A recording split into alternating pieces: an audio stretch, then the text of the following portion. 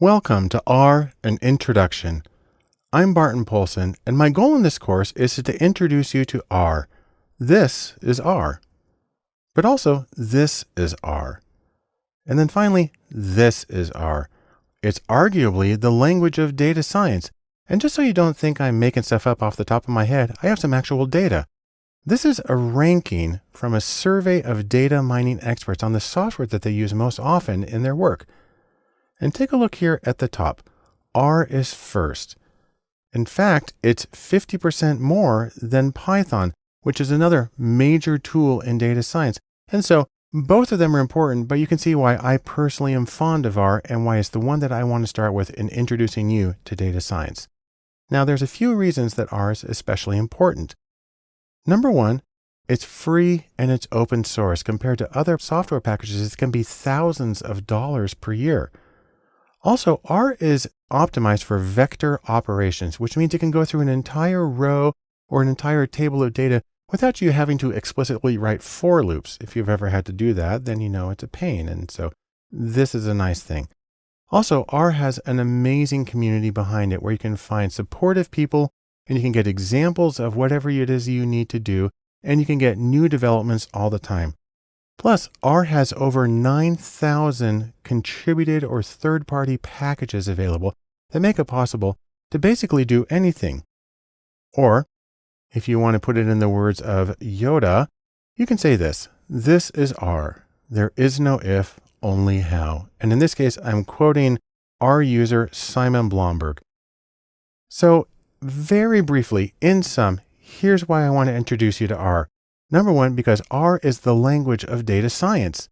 Because it's free and it's open source, and because of the free packages that you can download and install, R makes it possible to do nearly anything when you're working with data. So I'm really glad you're here, and I'll have this chance to show you how you can use R to do your own work with data in a more productive, more interesting, and more effective way. Thanks for joining me. The first thing that we need to do for R an Introduction is to get set up. More specifically, we need to talk about installing R. The way you do this is you can download it. You just need to go to the home page for the R Project for Statistical Computing, and that's at r-project.org. When you get there, you can click on this link in the first paragraph that says Download R. And that'll bring you to this page that lists all the places that you can download it. Now, I find the easiest is to simply go to this top one that says Cloud, because that'll automatically direct you to whichever of the below mirrors is best for your location. When you click on that, you'll end up at this page, the Comprehensive R Archive Network, or CRAN, which we'll see again in this course. You need to come here and click on your operating system. If you're on a Mac, it'll take you to this page. And the version you're going to want to click on is just right here. It's a package file that's a zipped application installation file. Click on that, download it, and follow the standard installation directions. If you're on a Windows PC, then you're probably going to want this one, Base. Again, click on it, download it, and go through the standard installation procedure. And if you're on a Linux computer, you're probably already familiar with what you need to do, so I'm not going to run through that. Now, before we get a look at what it's actually like when you open it, there's one other thing you need to do, and that is to get the files that we're going to be using in this course. On the page that you found this video, there's a link that says Download Files. If you click on that, then you'll download a zipped folder called ro1_intro_files. Download that, unzip it, and if you want to, put it on your desktop. When you open it, you're going to see something like this, a single folder that's on your desktop, and if you click on it, then it opens up a collection of scripts. The .r extension is for an R source or script file. I also have a folder with a few data files that we'll be using in one of these videos. If you simply double-click on this first file, whose full name is this, that'll open up in R, and let me show you what that looks like. When you open up the application R, you will probably get a setup of windows that look like this. On the left is the source window, or the script window, where you actually do your programming. On the right is the console window that shows you the output, and right now it's got a bunch of boilerplate text. Now, coming over here again on the left, any line that begins with a pound sign or hashtag or octothorpe is a commented line and it's not run. But these other lines are code that can be run. By the way, you may notice a red warning just popped up on the right side. That's just telling us about something that has to do with changes in R and it doesn't affect us. What I'm going to do right here is I'm going to put the cursor in this line, and then I'm going to hit Command or Control and then Enter, which will run that line. And you can see now that it's opened up over here. And what I've done is I've made available to the program a collection of data sets. Now I'm going to pick one of those data sets. It's the iris data set. It's very well known. It's a measurements of 3 species of the iris flower. And we're going to do head to see the first 6 lines. And there we have the sepal length, sepal width, petal length, and petal width of, in this case, it's all setosa. But if you want to see a summary of the variables, get some quick descriptive statistics, we can run this next line over here. And now I get the quartiles, the mean, as well as the frequency of the 3 different species of iris. On the other hand, it's really nice to get things visually, so I'm going to run this basic plot command for the entire data set. And it opens up a small window. I'm going to make it bigger. And it's a scatter plot of the measurements for the 3 kinds of irises, as well as a funny one where it's including the 3 different categories there. I'm going to close that window. And so that is basically what R looks like and how R works in its simplest possible version. Now, before we leave, I'm actually going to take a moment to clean up the application and the memory. I'm going to detach or remove the datasets package that I added. I already closed the plot, so I don't need to do this one separately. But what I can do is come over here to clear the console. I'm actually going to come up to Edit and come down to Clear Console, and that cleans it out. And this is a very quick run through of what R looks like in its native environment. But in the next movie, I'm going to show you another application we can install called RStudio that lays on top of this and makes interacting with R a lot easier and a lot more organized and really a lot more fun to work with. The next step in R and introduction and setting up is about something called RStudio. Now, this is RStudio, and what it is a piece of software that you can download in addition to R, which you've already installed. And its purpose is really simple. It makes working with R easier. Now, there's a few different ways that it does this. Number one is it has consistent commands. What's funny is the different operating systems have slightly different keyboard commands for the same operations in R. RStudio fixes that and it makes it the same whether you're on Mac, Windows, or Linux. Also, there's a unified interface. Instead of having 2, 3, or 17 windows open, you have one window with the information organized. And it also makes it really easy to navigate with the keyboards and to manage the information that you have in R. And let me show you how to do this, but first we have to install it. What you're going to need to do is go to RStudio's website, which is at rstudio.com. From there, click on Download RStudio.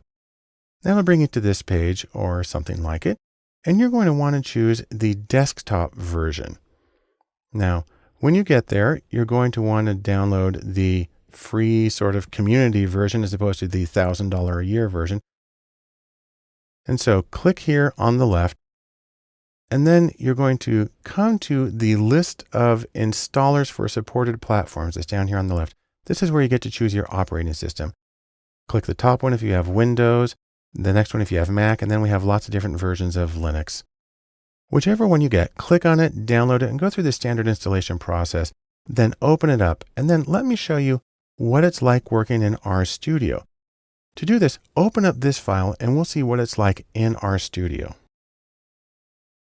When you open up RStudio, you get this one window that has several different panes in it. At the top, we have the script or the source window, and this is where you do your actual programming. And you'll see that it looks really similar to what we did when I opened up the R application. The coloring's a little different, but that's something that you can change in preferences or options. The console is down here at the bottom, and that's where you get the text output.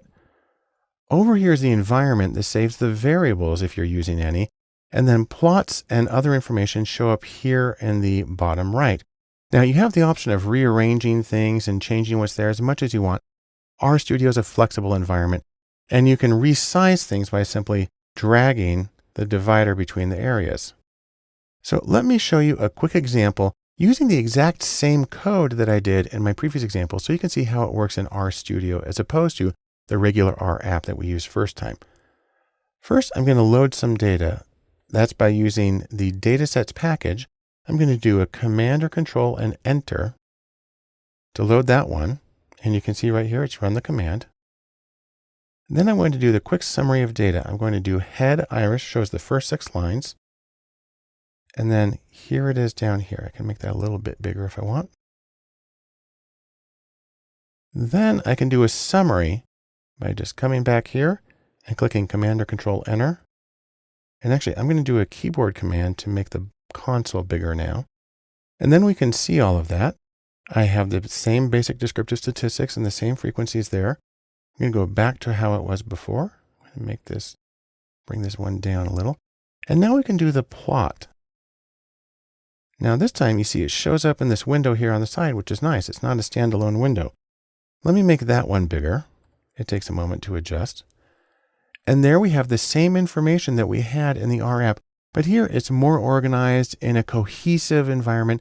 And you see that I'm using keyboard shortcuts to move around, and it makes life really easy for dealing with the information that I have in R. I'm going to do the same cleanup. I'm going to detach the package that I had. This is actually a little command to clear the plots. And then here in RStudio, I can run a funny little command that'll do the same as doing Control L to clear the console for me. And that is a quick run through of how you can do some very basic coding in RStudio, again, which makes working with R more organized, more efficient, and easier to do overall. In our very basic introduction to R and setting up, there's one more thing I want to mention that makes working with R really amazing. And that's the packages that you can download and install. Basically, you can think of them as giving you superpowers when you're doing your analysis, because you can basically do anything with the packages that are available. Specifically, packages are bundles of code, so it's more software that adds new function to R, makes it so it can do new things. Now, there are 2 kinds of package, 2 general categories. There are base packages. These are packages that are installed with R, so they're already there, but they're not loaded by default. That way, R doesn't use maybe as much memory as it might otherwise. But more significant than that are the contributed or third-party packages. These are packages that need to be downloaded, installed, and then loaded separately. And when you get those, it makes things extraordinary. And so you may ask yourself where to get these marvelous packages that make things so super duper. Well, you have a few choices. Number 1, you can go to CRAN. That's the Comprehensive R Archive Network. That's an official R site that has things listed with the official documentation. 2, you can go to a site called Crantastic, which really is just a way of listing these things. And when you click on the links, it redirects you back to CRAN. And then 3rd, you can also get R packages from GitHub, which is an entirely different process. If you're familiar with GitHub, it's not a big deal. Otherwise, you don't usually need to deal with it. But let's start with this first one, the Comprehensive R Archive Network, or CRAN. Now, we saw this previously when we were just downloading R. This time we're going to cran.r-project.org. And we're specifically looking for this one, the CRAN packages. That's going to be right here on the left. Click on packages. And when you open that, you're going to have an interesting option, and that's to go to task views. And that breaks it down by topic. So we have here packages that deal with Bayesian inference, packages that deal with chemometrics and computational physics, so on and so forth. If you click on any one of those, it'll give you a short description of the packages that are available and what they're designed to do. Now, another place to get packages, I said, is Crantastic at crantastic.org.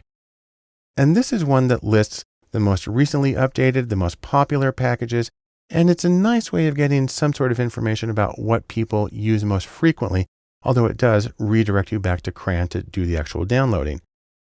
And then finally, at github.com, if you go to /trending/R, you'll see the most common or most frequently downloaded packages on GitHub for use in R. Now, regardless of how you get it, let me show you the ones that I use most often. And I find these make working with R really a lot more effective and a lot easier. Now, they have kind of cryptic names. The first one is dplyr, which is for manipulating data frames. Then there's tidyr for cleaning up information, stringer for working with strings or text information, lubridate for manipulating date information, httr for working with website data, ggvis, where the GG stands for Grammar of Graphics. This is for interactive visualizations. ggplot2 is probably the most common package for creating graphics or data visualizations in R. Shiny is another one that allows you to create interactive applications that you can install on websites. Rio is for R input output. It's for importing and exporting data. And then R Markdown allows you to create what are called interactive notebooks or rich documents for sharing your information. Now, there are others, but there's one in particular that I think is useful. I call it the one package to load them all. And it's Pacman, which not surprisingly stands for Package Manager. And I'm going to demonstrate all of these in another course that we have here. But let me show you very quickly how to get them working. You just try it in R. If you open up this file from the course files, let me show you what it looks like. What we have here in RStudio is the file for this particular video. And I say that I use Pacman. If you don't have it installed already, then run this one installation line. This is the standard installation command in R, and that'll add Pacman, and then it will show up here in packages. Now I already have it installed, and so you can see it right there, but it's not currently loaded. See, because installing means making it available on your hard drive, but loading means actually making it accessible to your current routines. So then I need to load it or import it, and I can do it with one of two ways. I can use the require, which gives a confirmation message. I can do it like this, and you see it's got that little sentence there. Or I can do library, which simply loads it without saying anything. You can see now, by the way, that it's checked off, so we know it's there. Now, if you have Pacman installed, even if it's not loaded, then you can actually use Pacman to install other packages. So what I actually do is, because I have Pacman installed, I just go straight to this one. You do Pacman and then the 2 colons. It says, use this command even though this package isn't loaded. And then I load an entire collection, all the things that I showed you, starting with Pacman itself. So now I'm going to run this command. And what's nice about Pacman is if you don't have the package, it will actually install it, make it available, and load it. And I got to tell you, this is a much easier way to do it than the standard R routine.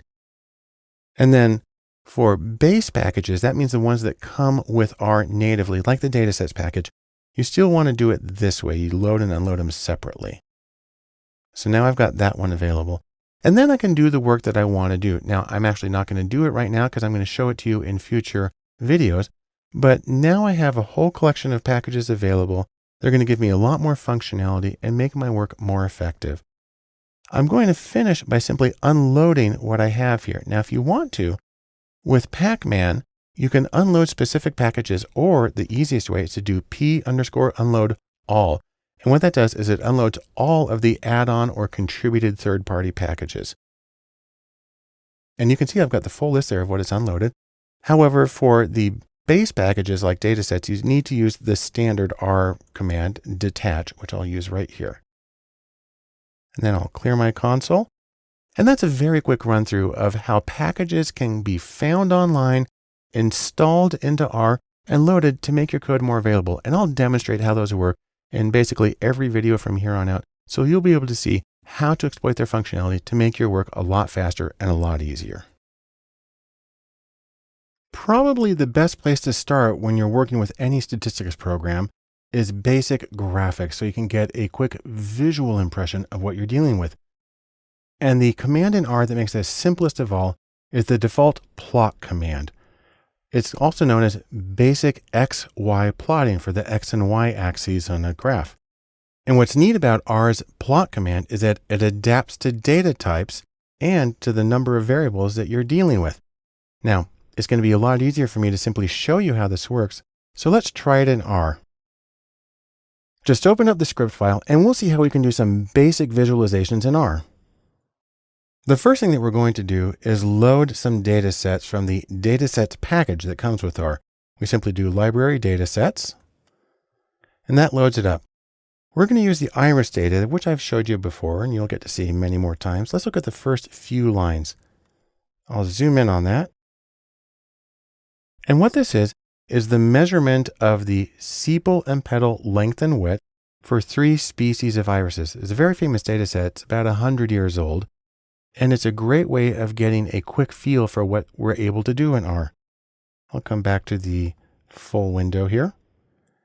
And what we're going to do is first get a little information about the plot command. To get help on something in R, just do the question mark and the thing you want help for. Now we're in RStudio, so this opens up right here in the help window. And you see we've got the whole set of information here, all the parameters and additional links that you can click on, and then examples here at the bottom. I'm going to come over here and I'm going to use the command for a categorical variable first, and that's the most basic kind of data that we have. And so species, which is 3 different species, is what I want to use right here. So I'm going to do plot, and then in the parentheses, you put what it is you want to plot.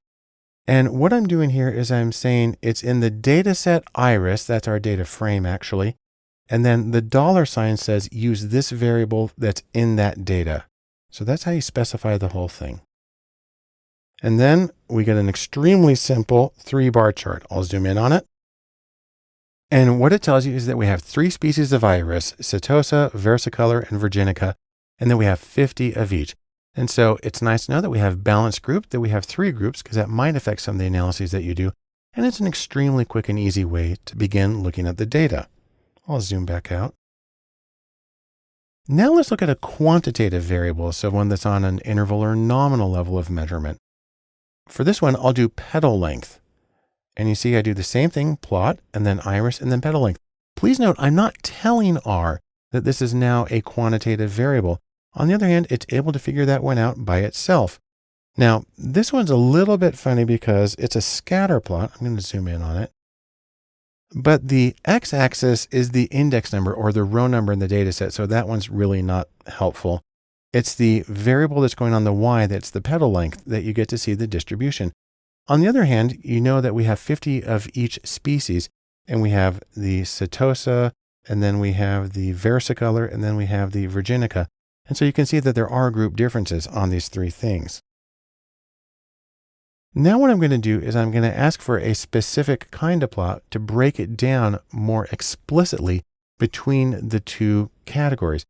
That is, I'm going to put in 2 variables now where I have my categorical species and then a comma and then the petal length, which is my quantitative measurement. I'm going to run that again. You just hit Control or Command and Enter. And this is one that I'm looking for here. Let's zoom in on that. Again, you see that it's adapted and it knows, for instance, that the first variable I gave it is categorical.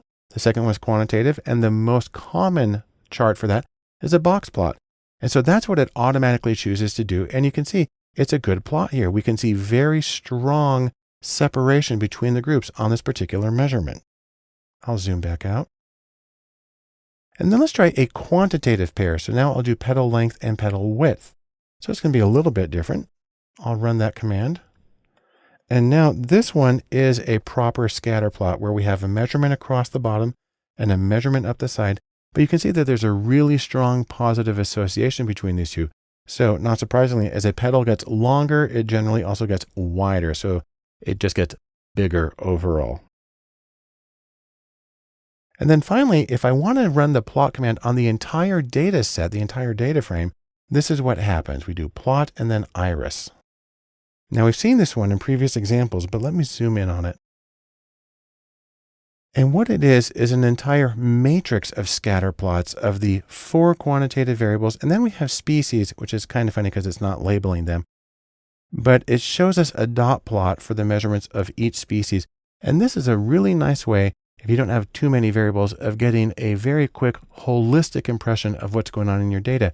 And so the point of this is that the default plot command is able to adapt to the number of variables I give it and to the kind of variables I give it. And it makes life really easy.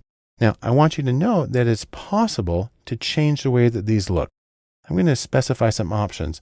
I'm going to do the plot again, the scatter plot, where I say plot, and then in parentheses, I give these two arguments, or saying what I want in it. I'm going to say, do the petal length and do the petal width. And then I'm going to go to another line. I'm just separating with comma. Now, if you want to, you can write this all as one really long line. I break it up because I think it makes it a little more readable. I'm going to specify the color. I'm going to do with call for color, and then I use a hex code. And that code is actually for the red that is used on the Data Lab homepage. And then PCH is for point character, and that is 19 is a solid circle. Then I'm going to put a main title on it, and then I'm going to put a label on the x-axis and a label on the y-axis. So I'm actually going to run those now by doing Command or Control Enter for each line, and you can see it builds up. And when we finish, we got the whole thing. I'll zoom in on it again. And this is the kind of plot that you could actually use in a presentation or possibly in a publication. And so even with the base command, we're able to get really good looking, informative, clean graphs. Now what's interesting is that the plot command can do more than just show data. We can actually feed it in formulas if you want, for instance, to get a cosine. I do plot and then cos is for cosine. And then I give the limit. I go from 0 to 2 times pi because that's relevant for cosine. I click on that and you can see the graph there. It's doing our little cosine curve. I can do an exponential distribution from 1 to 5. And there it is curving up. And I can do d-norm, which is for density of a normal distribution from -3 to +3. And there's the good old bell curve there on the bottom right. And then we can use the same kind of options that we used earlier for our scatter plot. Here I'm going to say, do a plot of d-norm, so the bell curve, from -3 to +3 on the x-axis. But now we're going to change the color to red. LWD is for line width, make it thicker.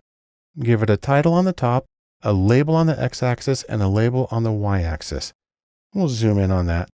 And so there is my new and improved, prettier and presentation ready bell curve that I got with the default plot command in R. And so this is a really flexible and powerful command. Also, it's the base package, and you'll see that we have a lot of other commands that can do even more elaborate things. But this is a great way to start and get a quick impression of your data, see what you're dealing with, and shape the analyses that you do subsequently. The next step in our introduction and our discussion of basic graphics is bar charts. And the reason I like to talk about bar charts is this, because simple is good. And when it comes to bar charts are the most basic graphic for the most basic data. And so they're a wonderful place to start in your analysis. Let me show you how this works. Just try it in R, open up the script, and let's run through and see how it works. When you open up the file in RStudio, the first thing we're going to want to do is come down here and open up the datasets package. And then we're going to scroll down a little bit and we're going to use a dataset called MT-CARS. Let's get a little bit of information about this. Do the question mark in the name of the dataset. This is Motor Trend, that's a magazine, car road tests from 1974. So, they're 42 years old. Let's take a look at the first few rows of what's in MT-CARS by doing head. Then I'm going to zoom in on this. And what you can see is that we have a list of cars, the Mazda RX-4 and the wagon, the Datsun 710, the AMC Hornet. And I actually remember these cars. And we have several variables on each of them. We have the MPG, miles per gallon. We have the number of cylinders, the displacement in cubic inches, the horsepower, the final drive ratio, which has to do with the axle. And then we have the weight in tons, the quarter mile time in seconds. And these are a bunch of really, really slow cars. VS is for whether the cylinders are in a V or whether they are in a straight or inline. And then the AM is for automatic or manual. And then if we go down to the next line, we have gear, which is the number of gears in the transmission, and carb for how many carburetor barrels they have, which is, we don't even use carburetors anymore. Anyhow, so that's what's in the data set. I'll zoom back out. Now, if we want to do a really basic bar chart, you might think that the most obvious thing to do would be to use R's bar plot command. That's its name for the bar chart. And then to specify the data set, MD cars, and then the $, and then the variable that we want, cylinders. So you think that would work, but unfortunately it doesn't. Instead, what we get is this, which is just kind of going through all the cases on a 1 by 1 by 1 row and telling us how many cylinders are in that case. That's not a good one. That's not what we want. And so what we need to do is we actually need to reformat the data a little bit. By the way, you would have to do the exact same thing if you wanted to make a bar chart in a spreadsheet like Excel or Google Sheets. You can't do it with the raw data. You first need to create a summary table. And so what we're going to do here is we're going to use the command table. We're going to say, take this variable from this data set and make a table of it and feed it into an object, a data container called cylinders. I'm going to run that one. And then you see that just showed up in the top left. Let me zoom in on that one. So now I have in my environment a data object called cylinders. It's a table. It's got a length of 3. It's got a size of 1,000 bytes, and it gives us a little bit more information. Let's go back to where we were. But now I've saved that information into cylinders, which just has the number of cylinders. I can run the bar plot command. And now I get the kind of plot I expected to see. From this, we see that we have a fair number of cars with 4 cylinders, a smaller number with 6, and because this is in 74, we've got a lot of 8-cylinder cars in this particular data set. Now, we can also use the default plot command, which I showed you previously on the same data, but it's going to do something a little different. It's actually going to make a line chart where the lines are the same length of each bars. I'd probably use the bar plot instead because it's easier to tell what's going on. But this is a way of making a default chart that gives you the information you need for the categorical variables. Remember, simple is good, and that's a great way to start. In our last video on basic graphics, we talked about bar charts. If you have a quantitative variable, then the most basic kind of chart is a histogram. And this is for data that is quantitative or scaled or measured or interval or ratio level. All of those are referring to basically the same thing. And in all of those, you want to get an idea of what you have, and a histogram allows you to see what you have. Now, there's a few things that you're going to be looking for with a histogram. Number one, you're going to be looking for the shape of the distribution. Is it symmetrical? Is it skewed? Is it unimodal, bimodal? You're going to look for gaps or big empty spaces in the distribution. You're also going to look for outliers, unusual scores, because those can distort any of your subsequent analyses. You'll look for symmetry to see whether you have the same number of high and low scores or whether you have to do some sort of adjustment to the distribution. But this is going to be easier if we just try it in R. So open up this R script file and let's take a look at how we can do histograms in R. When you open up the file, the first thing we need to do is come down here and load the data sets. We'll do this by running the library command. I just do Control or Command Enter. And then we can do the iris data set. Again, we've looked at it before, but let's get a little bit of information from it by asking for help on iris. And there we have Edgar Anderson's iris data, also known as Fisher's iris data, because he published an article on it. And here's the full set of information available on it from 1936. So that's 80 years old. Let's take a look at the first few rows. And again, we've seen this before. Sepal and petal length and width for 3 species of iris. We're going to do a basic histogram on the 4 quantitative variables that are in here. And so I'm going to use just the hist command. So hist, and then the dataset iris, and then the $sign to say which variable, and then sepal.length. When I run that, I get my first histogram. Let's zoom in on a little bit. And what happens here is, of course, it's a basic sort of black line on white background, which is fine for exploratory graphics. And it gives us a default title that says histogram of the variable, and it gives us the clunky name, which is also on the x-axis on the bottom. It automatically adjusts the x-axis, and it chooses about 7 or 9 bars, which is usually the best choice for a histogram. And then on the left, it gives us the frequency, or the count of how many observations are in that group. So for instance, we have only 5 irises whose sepal length is between 4 and 4.5 centimeters, I think it is. Let's zoom back out. And let's do another one now, this time for sepal width. You can see that's almost a perfect bell curve. If we do petal length, we get something different. Let me zoom in on that one. And this is where we see a big gap. We've got a really strong bar there at the low end. In fact, it goes above the frequency axis. And then we have a gap and then sort of a bell curve. That lets us know that there's something interesting going on with the data that we're going to want to explore a little more fully. And then we'll do another one for petal width. I'll just run this command. And you can see the same kind of pattern here where there's a big clump at the low end, there's a gap, and then there's sort of a bell curve beyond that.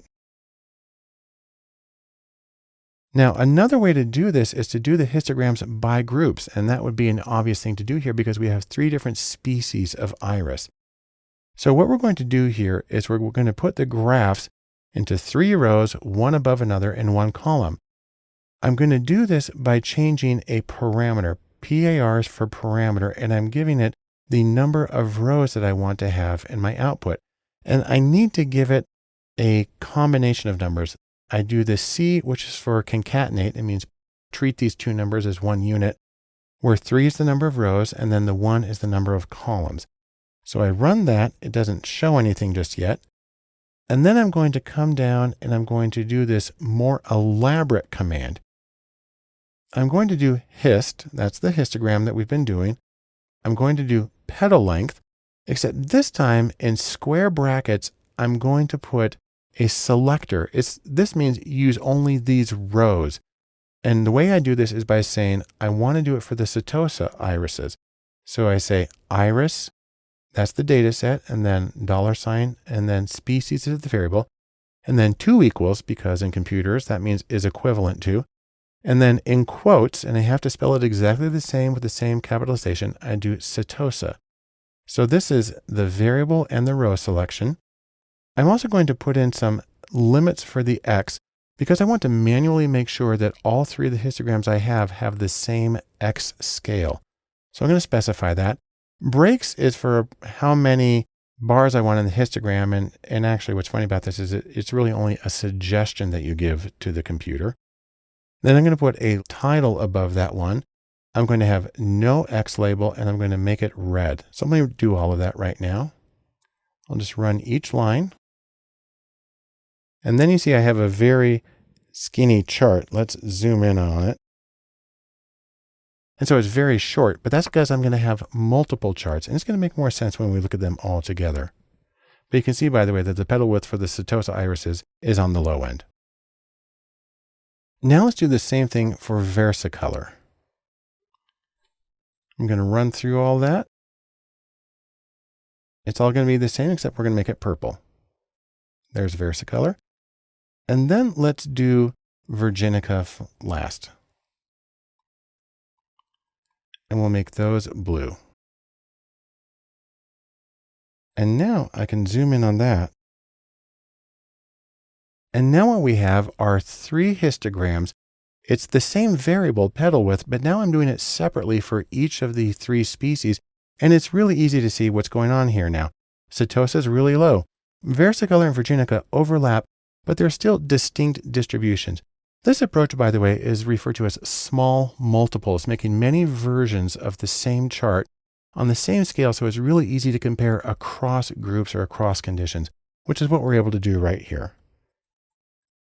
Now, by the way, anytime you change the graphical parameters, you want to make sure to change them back to what they were before.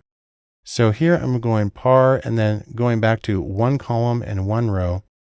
And that's a good way of doing histograms for examining quantitative variables and even for exploring some of the complications that can arise when you have different categories with different scores on those variables.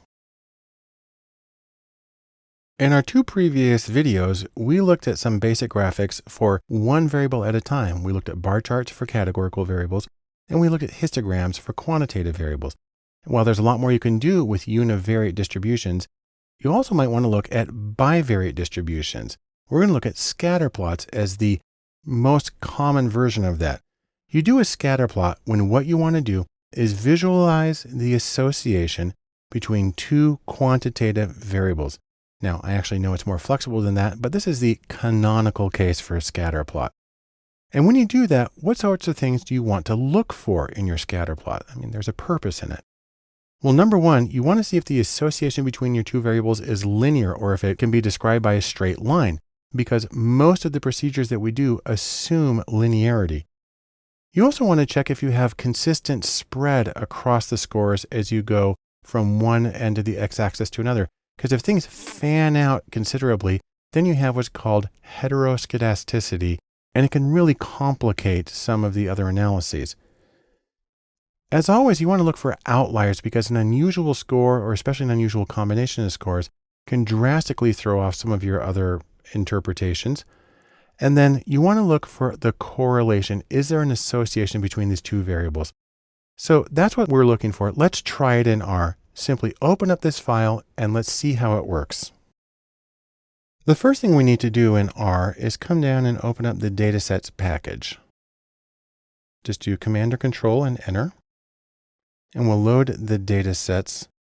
We're going to use MT-CARS. We looked at that before. Let's get a little bit of information. It's road test data from 1974.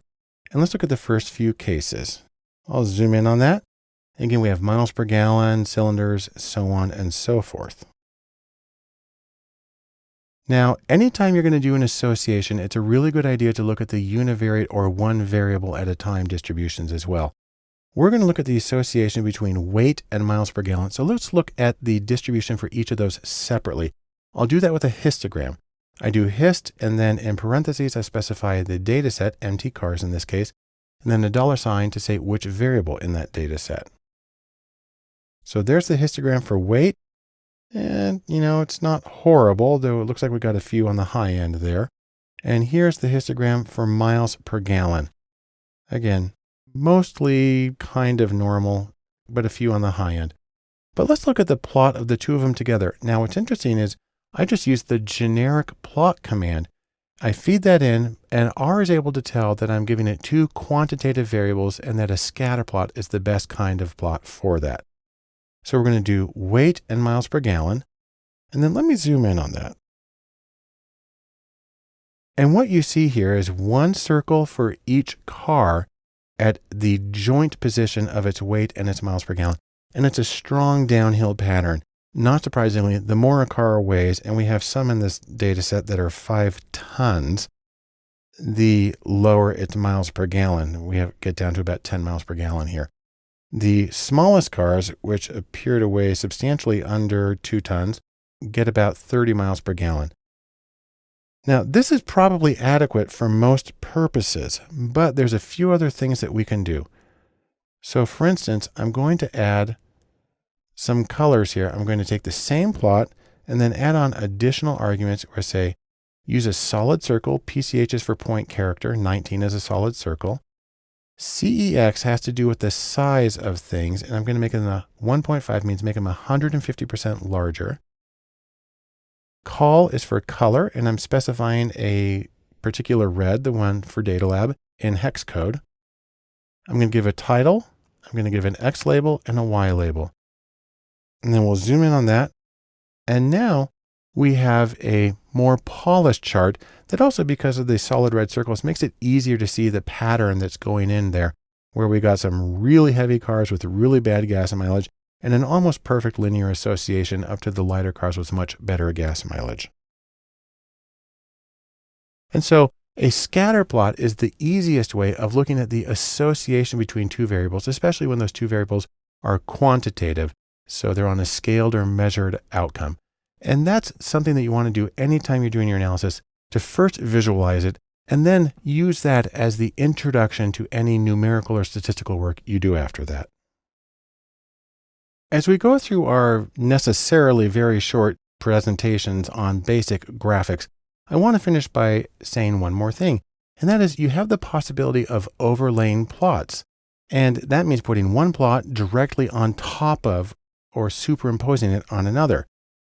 Now, you may ask yourself why you want to do this. Well, I can give you an artistic version on this. This, of course, is Pablo Picasso's Les Demoiselles d'Avignon, and it's one of the early masterpieces in Cubism. And the idea of Cubism is it gives you many views, or it gives you simultaneously several different perspectives on the same thing. And we're going to try to do a similar thing with data. And so we can say very quickly, thanks, Pablo. Now, why would you overlay plots? Really, if you want the technical explanation, it's because you get increased information density. You get more information and hopefully more insight in the same amount of space and hopefully the same amount of time. Now, there is a potential risk here. You might be saying to yourself at this point, well, you want dense? Guess what? I can do dense. And then we end up with something vaguely like this, the Garden of Earthly Delights, and it's completely overwhelming and it just makes you kind of shut down cognitively. Anyhow, thank you, Hieronymus Bosch. No, instead, while I like Hieronymus Bosch's work, I'm going to tell you when it comes to data graphics, use restraint. Just because you can do something doesn't mean that you should do that thing. When it comes to graphics and overlaying plots, the general rule is this: use views that complement and support one another, that don't compete, but that give greater information in a coherent and consistent way. This is going to make a lot more sense if we just take a look at how it works in R. So open up this script and we'll see how we can overlay plots for greater information density and greater insight. The first thing that we're going to need to do is open up the datasets package. And we're going to be using a data set we haven't used before about lynxes. That's the animal. And this is about Canadian lynx trappings from 1821 to 1934. If you want the actual information on the data set, there it is. Now let's take a look at the first few lines of data. This one is a time series. And so what's unusual about it is it's just one line of numbers. And you have to know that it starts at 1821 and it goes through. So let's make a default chart with a histogram as a way of seeing were lynx trappings consistent or how much variability was there. We'll do hist, which is the default histogram, and we'll simply put lynx in. We don't have to specify variables because there's only one variable in it. And when we do that, I'll zoom in on that, we get really a skewed distribution. Most of the observations are down at the low end. And then it tapers off to, it's measured in thousands. And so we can tell that there is a very common value. It's at the low end. And then on the other hand, we don't know what years those were. So we're ignoring that for just a moment and taking a look at the overall distribution of trappings regardless of years. Let me zoom back out. And we can do some options on this one to make it a little more intricate. We can do a histogram. And then if in parentheses, I specify the data, I also can tell it how many bins I want. And again, it sort of is suggesting it because R is going to do what it wants anyhow. I can say, make it a density instead of frequency. So it'll give proportions of the total distribution. We'll change the color to called Thistle 1 because you can use color names in R. We'll give it a title here. By the way, I'm using the paste command because it's a long title and I want it to show up on one line, but I need to spread my command across two lines.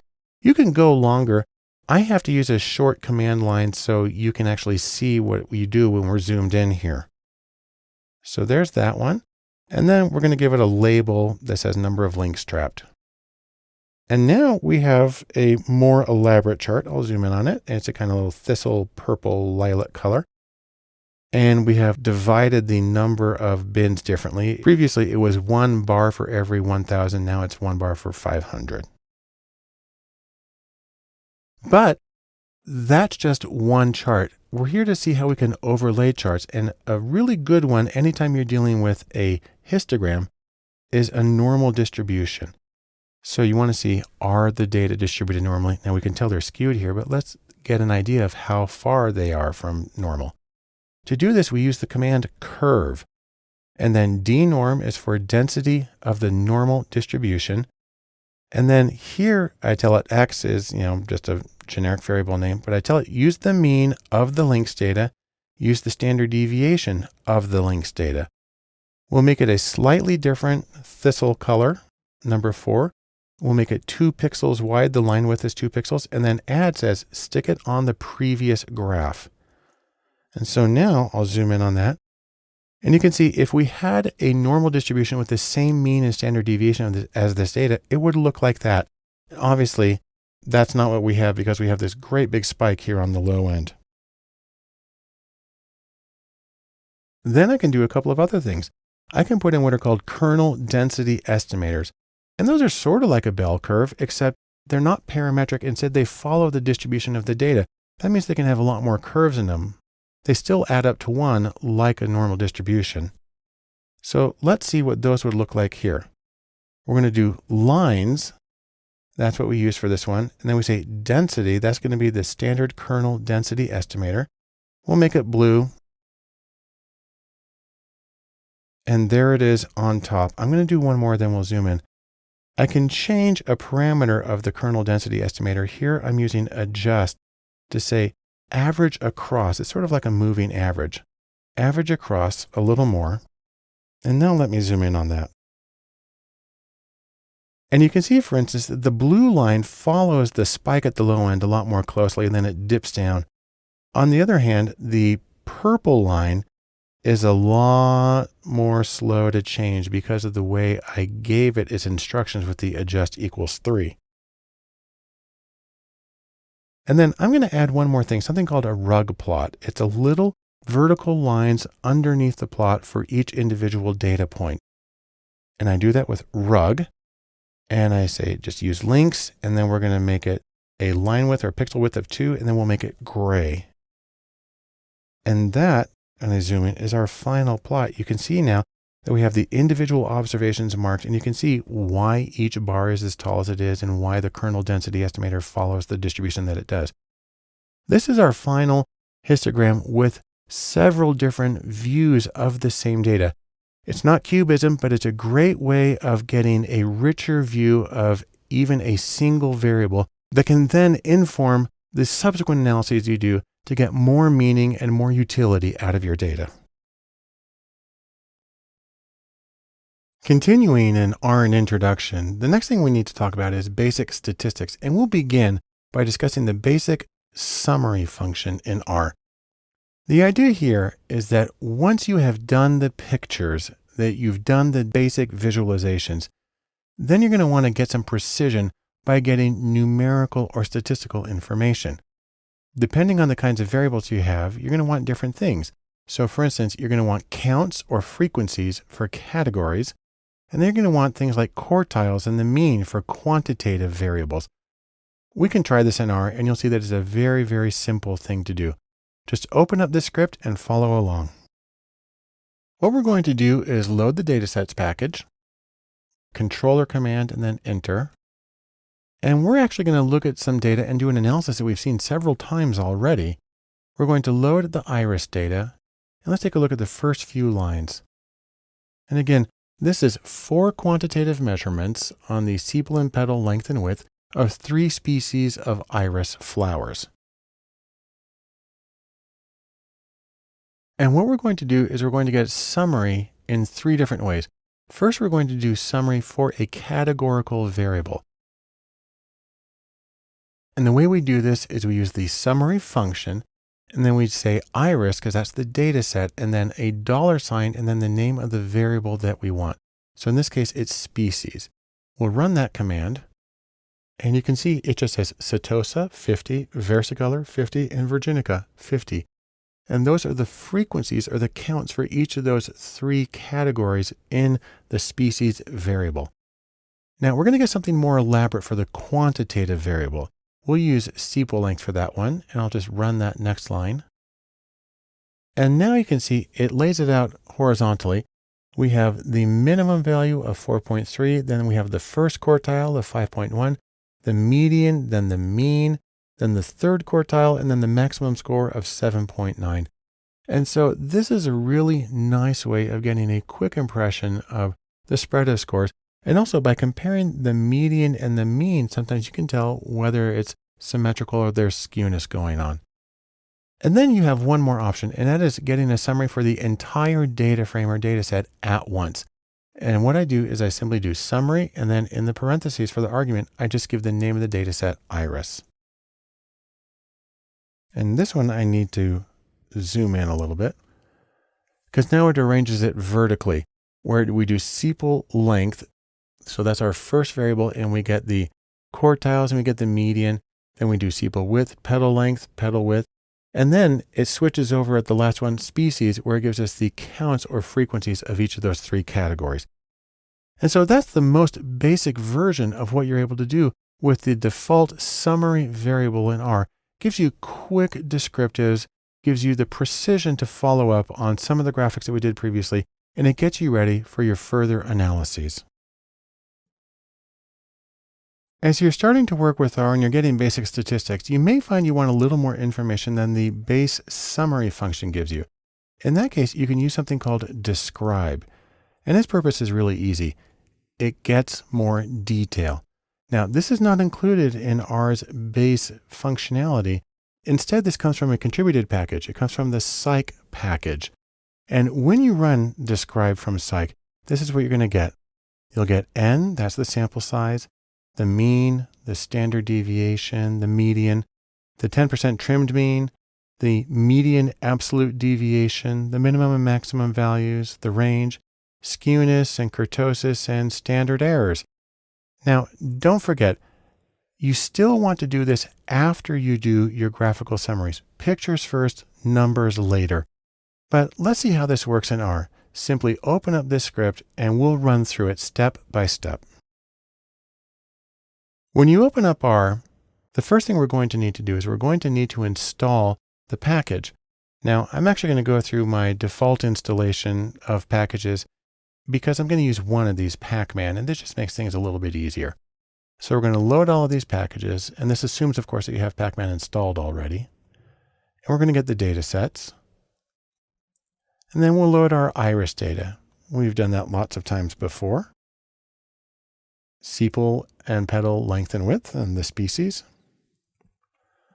But now we're going to do something a little different. We're going to load a package. I'm using pload from the Pacman package. That's why I loaded it already. And this will download it if you don't have it already. It might take a moment, and it downloads a few dependencies, generally, other packages that need to come along with it. Now, if you want to get some help on it, you can do p, anytime you have p and underscore, that's something from Pacman. P help psych. Now, when you do that, it's going to open up a web browser and it's going to get the PDF help. I've got it open already because it's really big. In fact, it's 367 pages here of documentation about the functions in psych. Obviously, we're not going to do the whole thing here. What we are going to do is we can look at some of it in the R viewer. If you simply add this argument here, web equals F for false. You can spell out the word false as long as you do it in all caps. Then it opens up here on the right.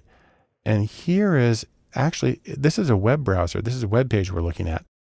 And each of these you can click on and get information about the individual bits and pieces. Now let's use describe that comes from this package. It's for quantitative variables only, so you want to use it for categories. What we're going to do here is we're going to pick one quantitative variable right now, and that is iris and then sepal length. When we run that one, here's what we get. Now we get a list here, a line. The first number, the 1, simply indicates the row number. We only have one row, so that's what we have anyhow. And it gives us the N of 150, the mean of 5.84, the standard deviation, the median, so on and so forth, out to the standard error there at the end. Now that's for one quantitative variable. If you want to do more than that, or especially if you want to do an entire data frame, just give the name of the data frame in describe. So here we go, describe iris. And I'm going to zoom in on that one because now we have a lot of stuff. Now it lists all the variables down the side. sepal length, and it gives the variables numbers 1, 2, 3, 4, 5, and it gives us the information for each one of them. Please note, it's given us numerical information for species, but it shouldn't be doing that because that's a categorical variable. So you can ignore that last line. That's why it put an asterisk right there. But otherwise, this gives you more detailed information, including things like the standard deviation and the skewness that you might need to get a more complete picture of what you have in your data. I use Describe a lot. It's a great way to complement histograms and other charts like box plots to give you a more precise image of your data and prepare you for your other analyses. To finish up our section in R, an introduction on basic statistics, let's take a short look at selecting cases. What this does is it allows you to focus your analysis, choose particular cases, and look at them more closely. Now in R, you can do this a couple of different ways. You can select by category if you have the name of a category, or you can select by value on a scaled variable, or you can select by both. Let me show you how this works in R. Just open up the script and we'll take a look at how it works. As with most of our other examples, we'll begin by loading the datasets package and by using library. Just Control or Command Enter to run that command. That's now loaded, and we'll use the iris dataset. So we'll look at the first few cases. Head iris is how we do that. We'll zoom in on it for a second. There's the iris data. We've already seen it several times. Then we'll come down and we'll make a histogram of the petal length for all of the irises in the dataset. So iris is the name of the dataset and then petal length. And there's our histogram off to the right. I'll zoom in on it for a second. So you see, of course, that we've got this group stuck way at the left, and then we have a gap right here. Then we have a pretty much normal distribution, the rest of it. I'll zoom back out. We can also get some summary statistics. I'll do that right here for petal length. There we have the minimum value, the quartiles, and the mean. Now let's do one more thing, and let's get the name of the species. That's going to be our categorical variable, and the number of cases of each species. So I do summary, and then it knows that this is a categorical variable. So we run it through, and we have 50 of each. That's good. The first thing we're going to do is we're going to select cases by their category, in this case, by the species of iris. We'll do this 3 times. We'll do it once for versicolor. So I'm going to do histogram, where I say, use the iris data, and then $ means use this variable petal length. And then in square brackets, I put this to indicate select these rows or select these cases. And I say select when this variable species is equals, you got to use the 2 equal signs, to versicolor. Make sure you spell it and capitalize it exactly as it appears in the data. Then we'll put a title on it that says petal length versicolor. So here we go. And there is our selected cases. This is just 50 cases going into the histogram now on the bottom right. We'll do a similar thing for Virginica, where we simply change our selection criteria from versicolor to Virginica. And we get a new title there. And then finally, we can do it for Setosa also. So great. That's 3 different histograms by selecting values on a categorical variable where you just type them in quotes exactly as they appear in the data. Now, another way to do this is to select by value on a quantitative or scaled variable. If we want to do that, what you do is in the square brackets to indicate you're selecting rows, you put the variable, I'm specifying that it's in the iris data set, and then say what value you're selecting. I'm looking for values less than 2. And I have the title changed to reflect that. Now what's interesting is this selects the setosis. It's the exact same group. And so the diagram doesn't change, but the titles and the method of selecting the cases did. Probably a more interesting one is when you want to use multiple selectors. Let's look for Virginica. That'll be our species. And we want short petals only. So this says what variable we're using, petal length. And this is how we select. We say iris $species. So that tells us which variable is equal to, with the 2 equals, Virginica. And then I just put an ampersand and then say iris petal length is less than 5.5. Then I can run that. I get my new title and I'll zoom in on it. And so what we have here are just Virginica, but the shorter ones. And so this is a pair of selectors used simultaneously. Now, another way to do this, by the way, is if you know you're going to be using the same subsample many times, you might as well create a new data set that has just those cases. And the way you do that is you specify the data that you're selecting from, then in square brackets, the rows and the columns. And then you use the assignment operator, that's the less than and dash here, which you can read as get. So I'm going to create one called i.setosa for iris setosa. And I'm going to do it by going to the iris data and in species reading just setosa. I then put a comma because this one selects the rows. I need to tell it which columns. If I want all of them, you just leave it blank. So I'm going to do that. And now you see up here in the top right, I'll zoom in on it. I now have a new object, a new data object in the environment. It's a data frame called iSetosa. And we can look at that subsample that I've just created. We'll get the head of just those cases. Now you see, it looks just the same as the other ones, except it only has 50 cases as opposed to 150. I can get a summary for those cases. And this time I'm doing just the petal length. And I can also get a histogram for the petal length, and it's going to be just the setosas. And so that's several ways of dealing with subsamples and again, saving the selection if you're going to be using it multiple times. It allows you to drill down on the data and get a more focused picture of what's going on and helps inform your analyses that you carry on from this point. The next step in R and Introduction is to talk about accessing data. And to get that started, we need to say a little bit about data formats. And the reason for that is sometimes your data, it's like talking about apples and oranges. You have fundamentally different kinds of things. Now, there are two ways in particular that this can happen. The first one is you can have data of different types, different data types. And then regardless of the type, you can have your data in different structures. And it's important to understand each of these. We'll start by talking about data types. This is like the level of measurement of a variable. You can have numeric variables, which usually come in integer, whole number, or single precision, or double precision. You can have character variables with text in them. We don't have string variables in R, they're all character. You can have logical, which are true, false, or otherwise called Boolean. You can have complex numbers, and you can have a data type raw. But regardless of which kind that you have, you can arrange them into different data structures. The most common structures are vector, matrix or array, data frame, and list. We'll take a look at each of these. A vector is one or more numbers in a one-dimensional array. Imagine them all in a straight line. Now, what's interesting here is that in other situations, if it's a single number, it would be called a scalar. But in R, it's still a vector. It's just a vector of length 1. The important thing about vectors is that the data are all of the same data type. So for instance, all character or all integer. And you can think of this as R's basic data object and that most other things are a variation of the vector. Going one step up from this is a matrix. A matrix has rows and columns. It's two-dimensional data. On the other hand, they all need to be of the same length. The columns all need to be the same length, and all the data needs to be of the same class. Interestingly, the columns are not named. They're referred to by index numbers, which can make them a little weird to work with.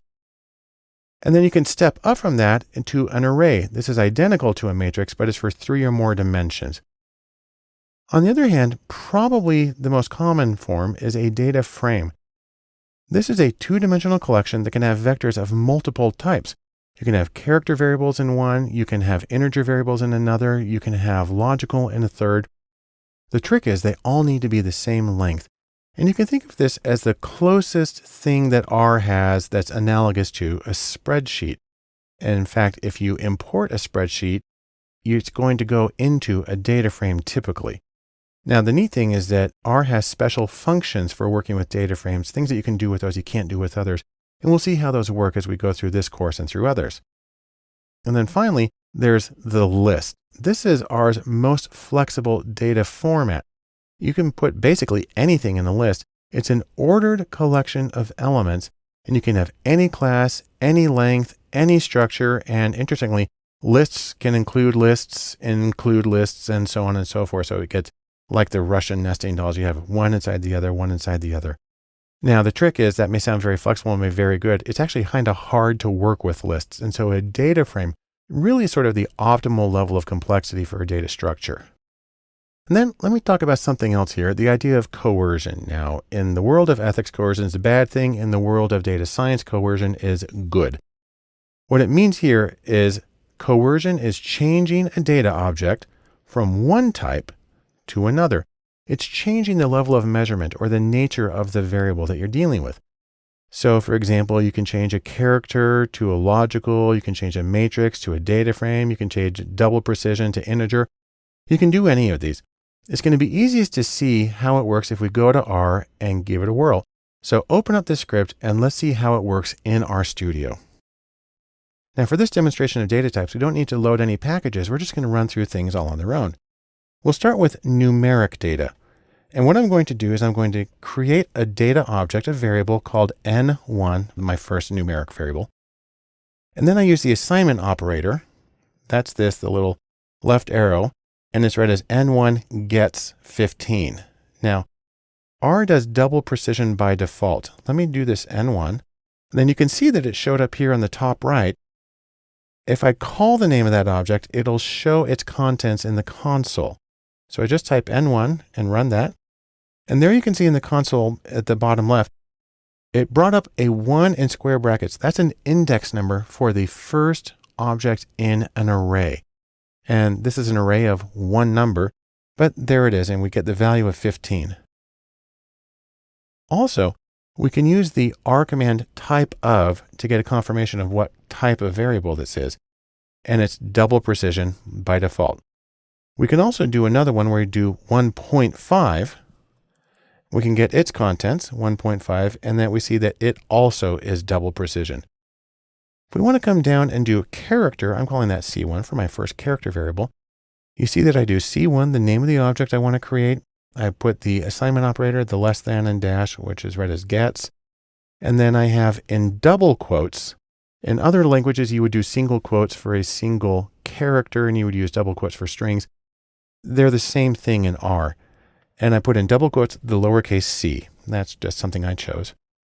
So I feed that in. You can see that it showed up in the global environment there on the right. We can call it forward and you see it shows up with the double quotes on it. We got the type of, and it's a character. That's good. If we want to do an entire string of text, I can feed that into C2 just by having it all in the double quotes. And we pull it out and we see that it also is listed as a character, even though in other languages it would be called a string. We can do logical. This is L1 for logical first. And I'm feeding in true. When you write true or false, they have to be all caps, or you can do just the capital T or the capital F. And then I call that one out and it says true. Notice, by the way, there's no quotes around it. That's one way you can tell that it's a logical and not a character. If we put quotes into it, it would be a character variable. And we get the type of, and there we go, it's logical. I said you can also use abbreviations. So for my second logical variable, L2, I'll just use F. I feed that in, and now you see that when I ask it to tell me what it is, it prints out the whole word false. And then we get the type of, again, also logical. Then we can come down to data structures. I'm going to create a vector, which is a collection, a one-dimensional collection. And I'm doing it by creating V1 for vector 1. And then I use the C here, which stands for concatenate. You can also think of it as like combine or collect. And I'm going to put 5 numbers in there. You need to use a comma between the values. And then I call out the object. And there's my 5 numbers. Notice it shows them without the commas, but I had to have the commas going in. And then I ask R, is it a vector? Is period vector? And then I ask about it. And it's just going to say true. Yes, it is. I can also make a vector of characters. I do that right here. I get the characters, and it's also a vector. And I can make a vector of logical values, true and false. Call that, and it's a vector also. Now a matrix, you may remember, is going in more than one dimension. In this case, I'm going to call it M1 for matrix 1, and I'm using the matrix function. So I'm saying matrix and then combine these values, T, T, F, F, T, F. And then I'm saying how many rows I want in it, and it can figure out the number of columns by doing some math. So I'm going to put that into M1, and then I'll ask for it. And you see now it displays it in the rows and columns, and it writes out the full true or false.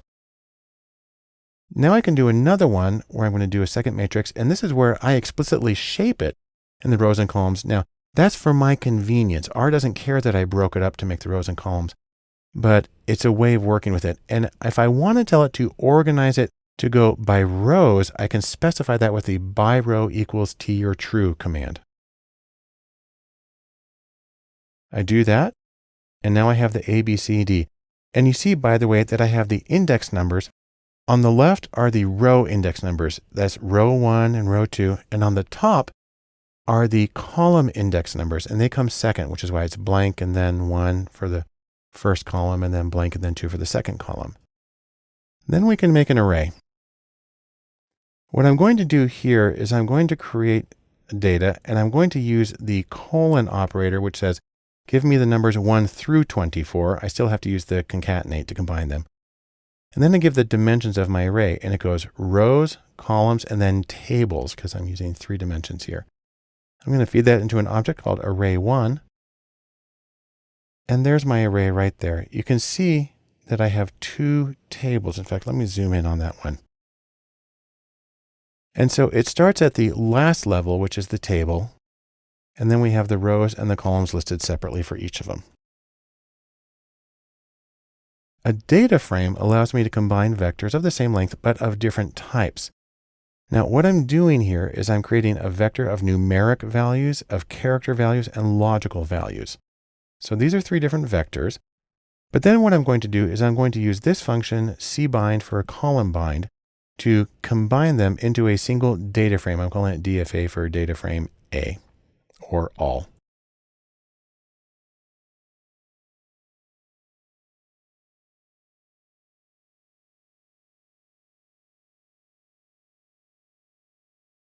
Now the trick here is that we had some unintentional coercion. By just using cbind, what it did is it coerced it all to the most general format.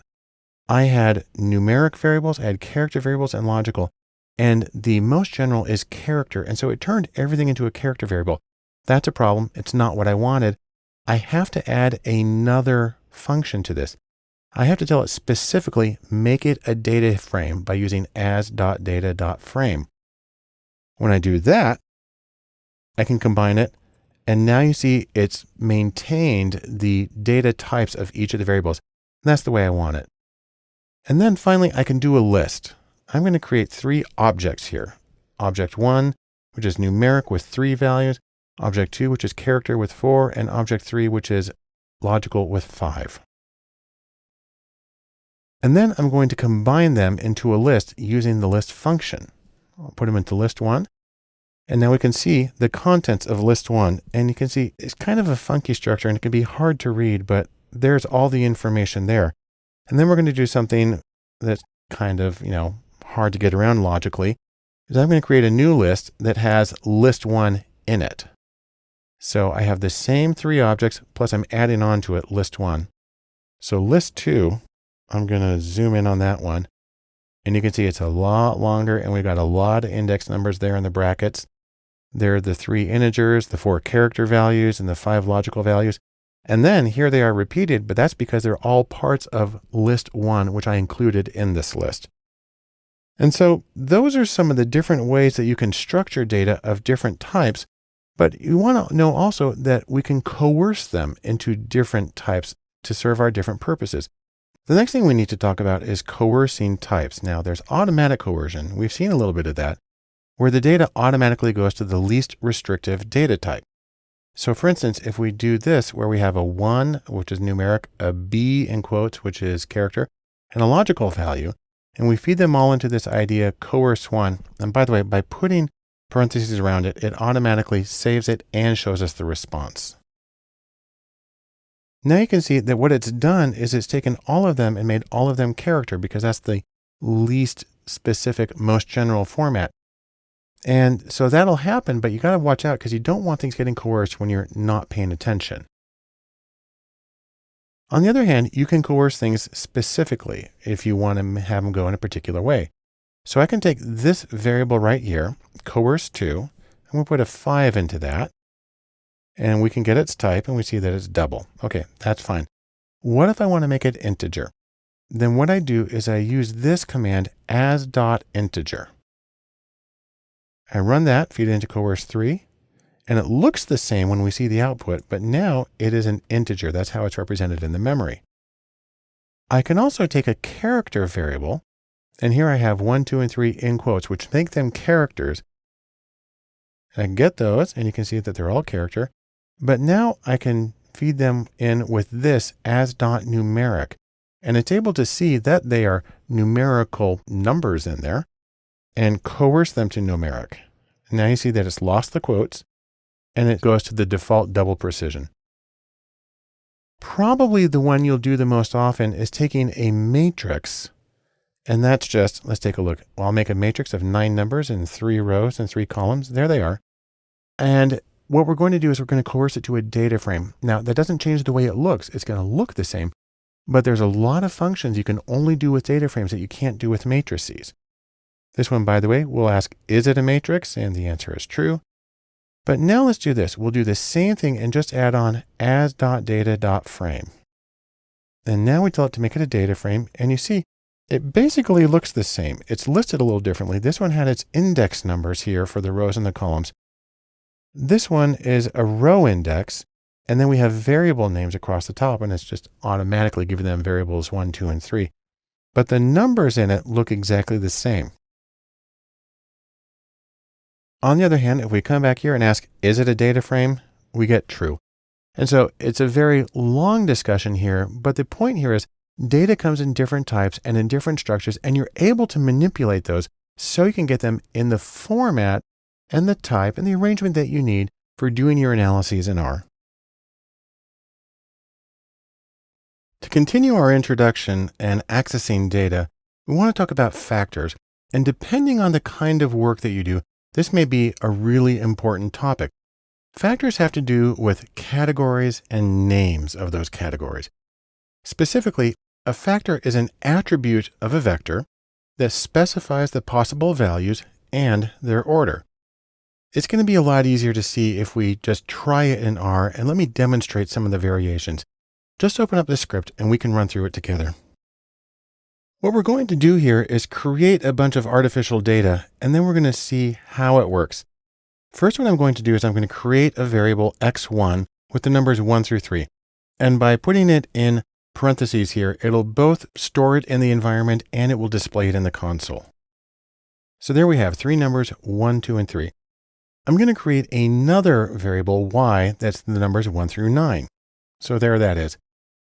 Now what I want to do is I want to combine these two, and I'm going to use the cbind or column bind data frame.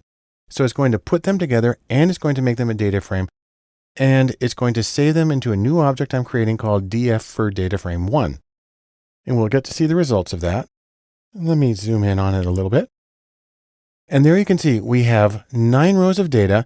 We have one variable x1, that's from the one that I created, and then we have y. And then we have the 9 indexes or the row IDs there down the side. Please note that the first one, x1, only had 3 values. And so what it did is it repeated it. So you see it happening 3 different times, 1, 2, 3, 1, 2, 3.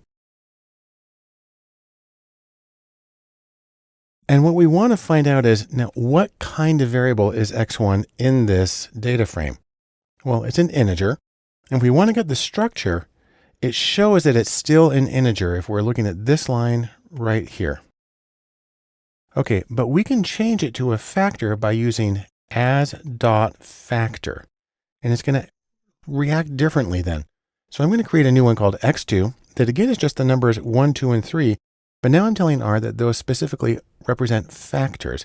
Then I'll create a new data frame using this x2 that I saved as a factor and the 1 through 9 that we had in y. Now, at this point, it looks the same. But if we come back to where we were and we get the type of, it's still an integer, that's fine. But if we get the structure of df2, now it tells us that x2, instead of being integer, is a factor with 3 levels. And it gives us the 3 levels in quotes, 1, 2, and 3, and then it lists the data. Now, if we want to take an existing variable and define it as a factor, we can do that too. Here I'll create yet another variable with 3 values in it, and then we'll bind it to y in a data frame. And then I'm going to use this one factor right here, and I'm going to tell it to reclassify this variable x3 as a factor and feed it into the same place, and that these are the levels of the factor. And because I put in parentheses, it'll show it to us in the console. And there we have it. Let's get the type. It's an integer, but the structure shows it again as a factor. So that's one where we could take an existing variable and turn it into a factor.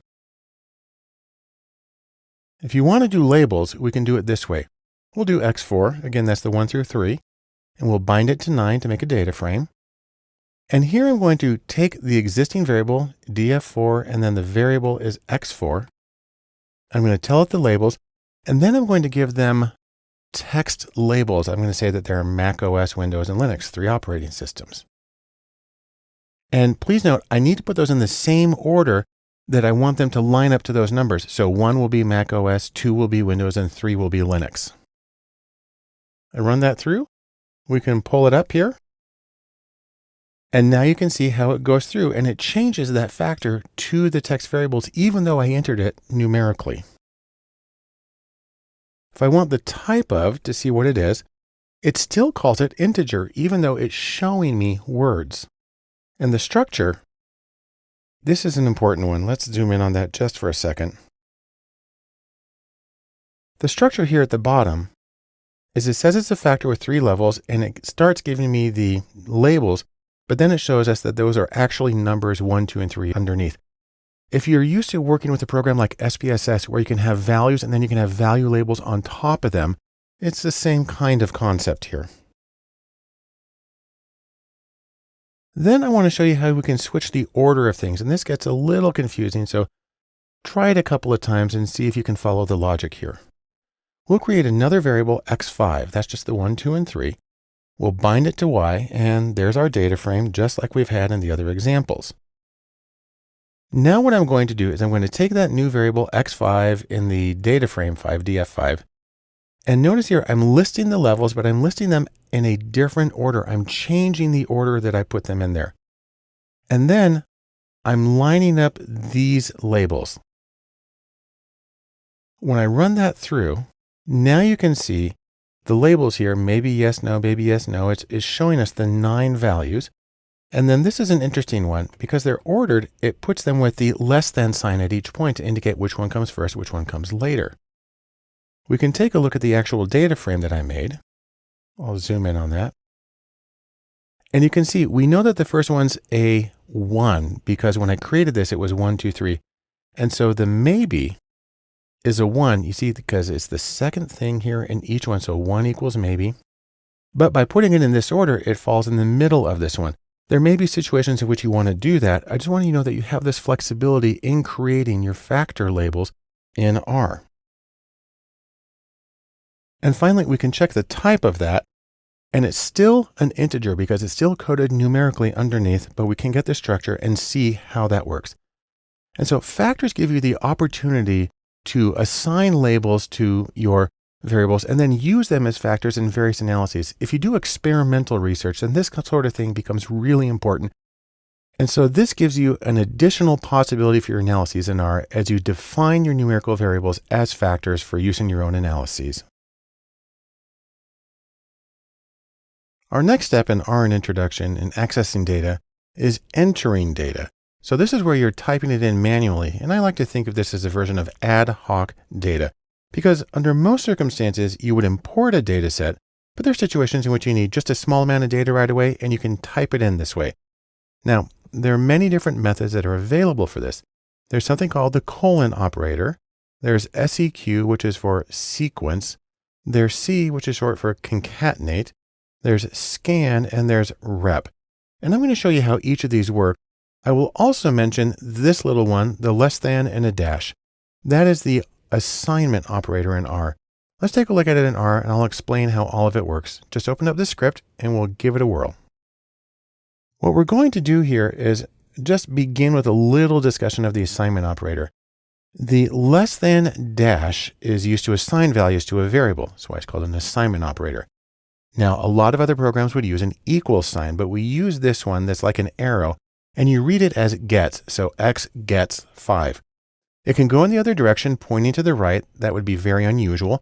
And you can use an equal sign. R knows what you mean, but those are generally considered poor form. And that's not just arbitrary. If you look at the Google style guide for R, it's specific about that. In RStudio, you have a shortcut for this. If you do Option dash, it inserts the assignment operator and a space. So I'll come down here right now, do Option dash, and there you see. So that's a nice little shortcut that you can use in RStudio when you're doing your ad hoc data entry. Let's start by looking at the colon operator, and most of this you would have seen already. And what this means is you simply stick a colon between two numbers and it goes through them sequentially. So I'm doing x1 as a variable that I'm creating, and then I have the assignment operator. It gets 0:10, and that means it gets the numbers 0 through 10. And there they all are. I'm going to delete my colon operator that's waiting for me to do something here.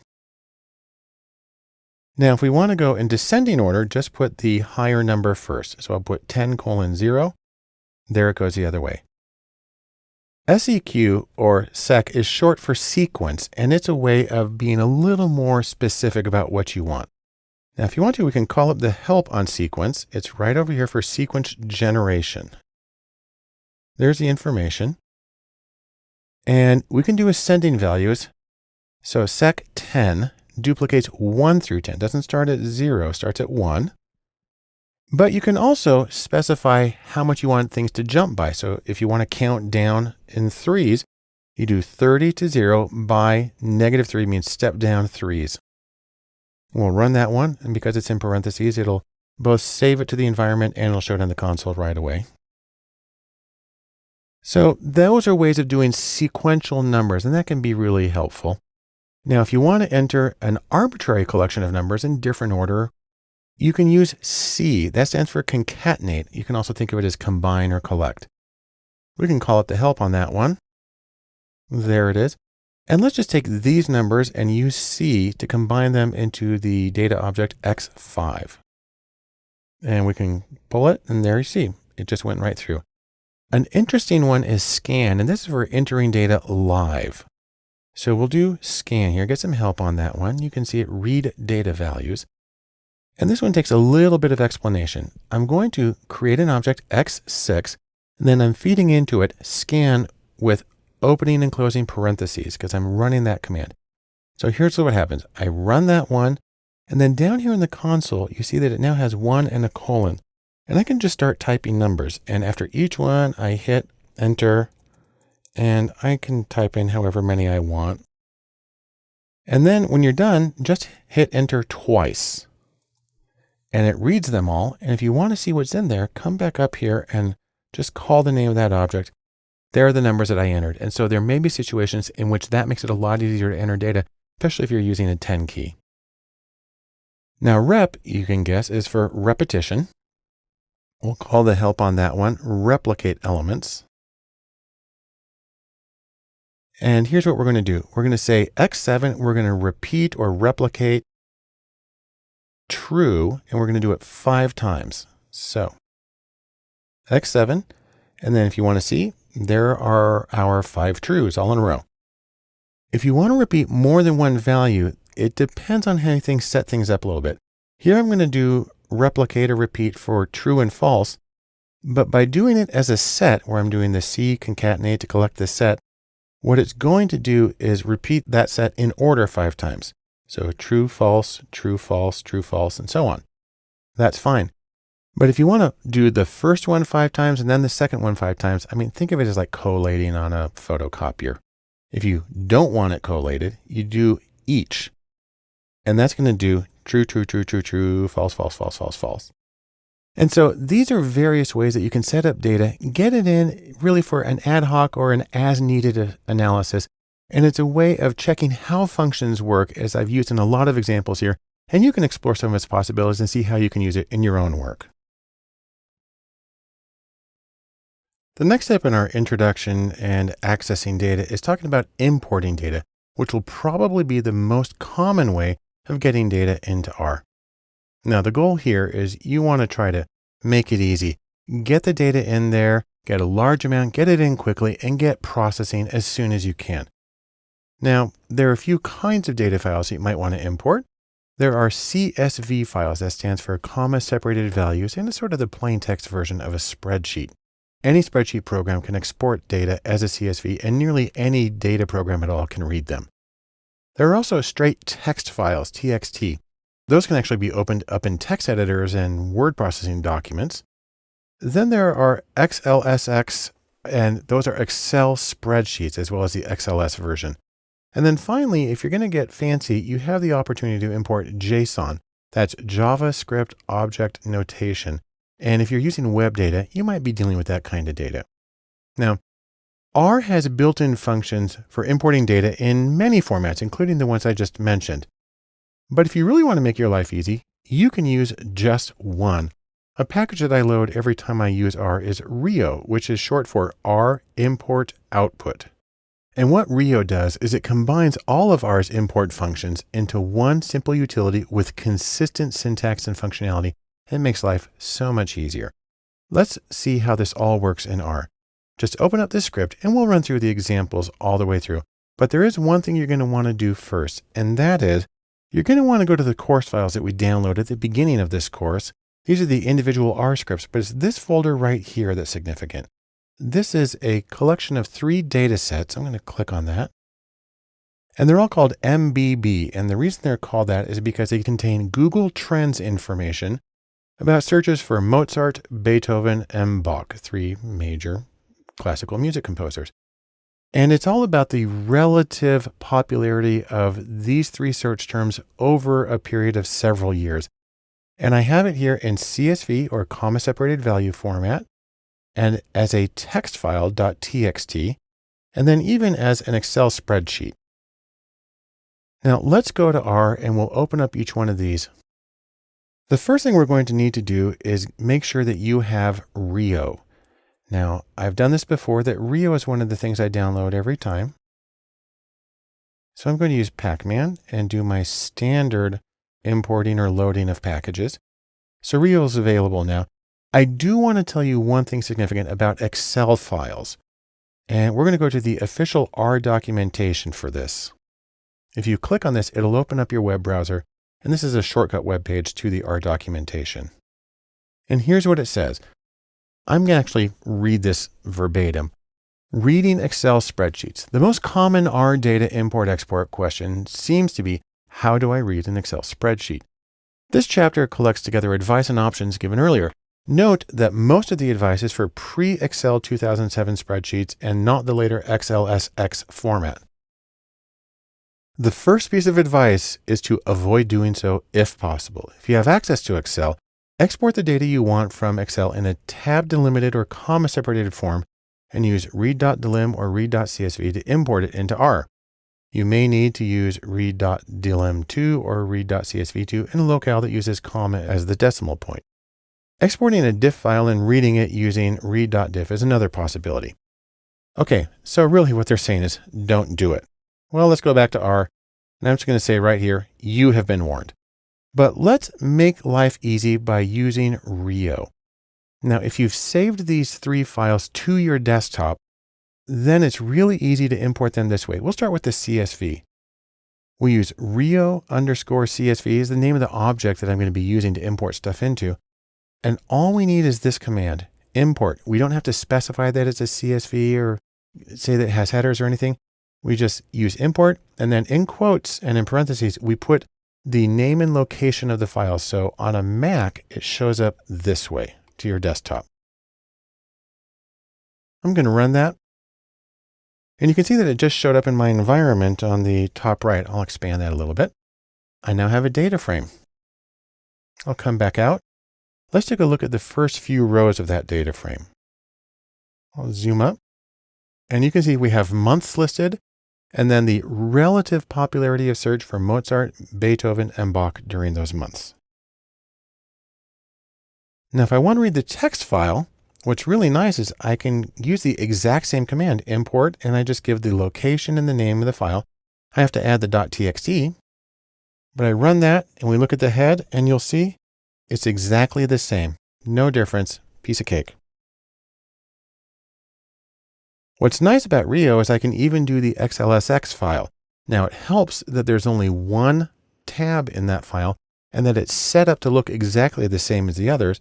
But when I do that, we run through and you see that once again, it's the same thing. Rio was able to read all of these automatically, makes life very easy.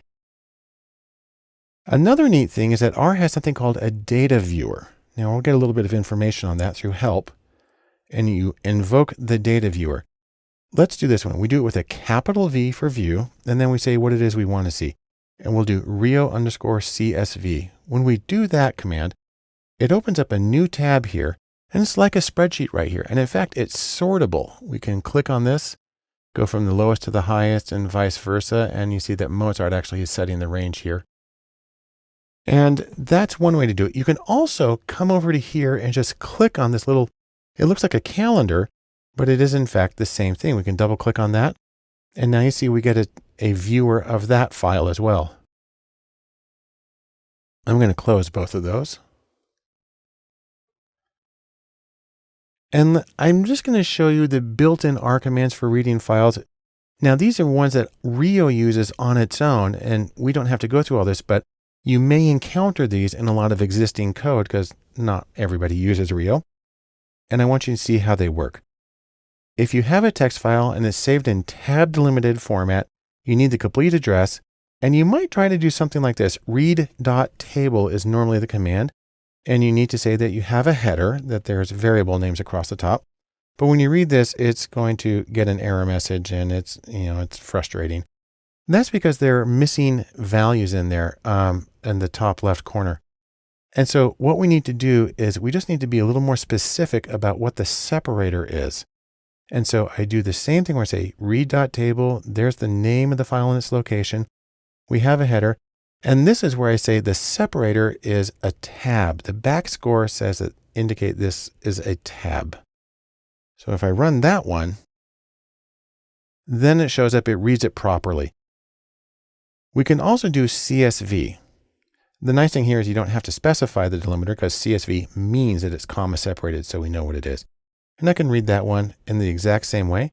And if I want to, I can come over here and I can just click on the viewer here and I see the data that way also. And so it's really easy to import data, especially if you use the package Rio, which is able to automatically read the format and get it in properly and get you started on your analyses as soon as possible. Now, the part of our introduction that maybe most of you were waiting for is modeling data. On the other hand, because this is a very short introductory course, I'm really just giving a tiny little overview of a handful of common procedures. And in another course here at datalab.cc, we'll have much more thorough investigations of common statistical modeling and machine learning algorithms. But right now, I just want to give you a flavor of what can be done in R. And we'll start by looking at a common procedure, hierarchical clustering, or ways of finding which cases or observations in your data belong with each other. More specifically, you can think of it as the idea of like with like. Which cases are like other ones? Now, the thing is, of course, this depends on your criteria, how you measure similarity, how you measure distance. And there's a few decisions you have to make. You can do, for instance, what's called a hierarchical approach, which is what we're going to do. Or you can do it where you're trying to get a set number of groups, or that's called K, the number of groups. You also have many choices for measures of distance. And you also have a choice between what's called divisive clustering, where you start with everything in one group and then you split them apart, or agglomerative, which is where they all start separately and you selectively put them together. But we're going to try to make our life simple here. And so we're going to do the single most common kind of clustering. We're going to use a measure of Euclidean distance.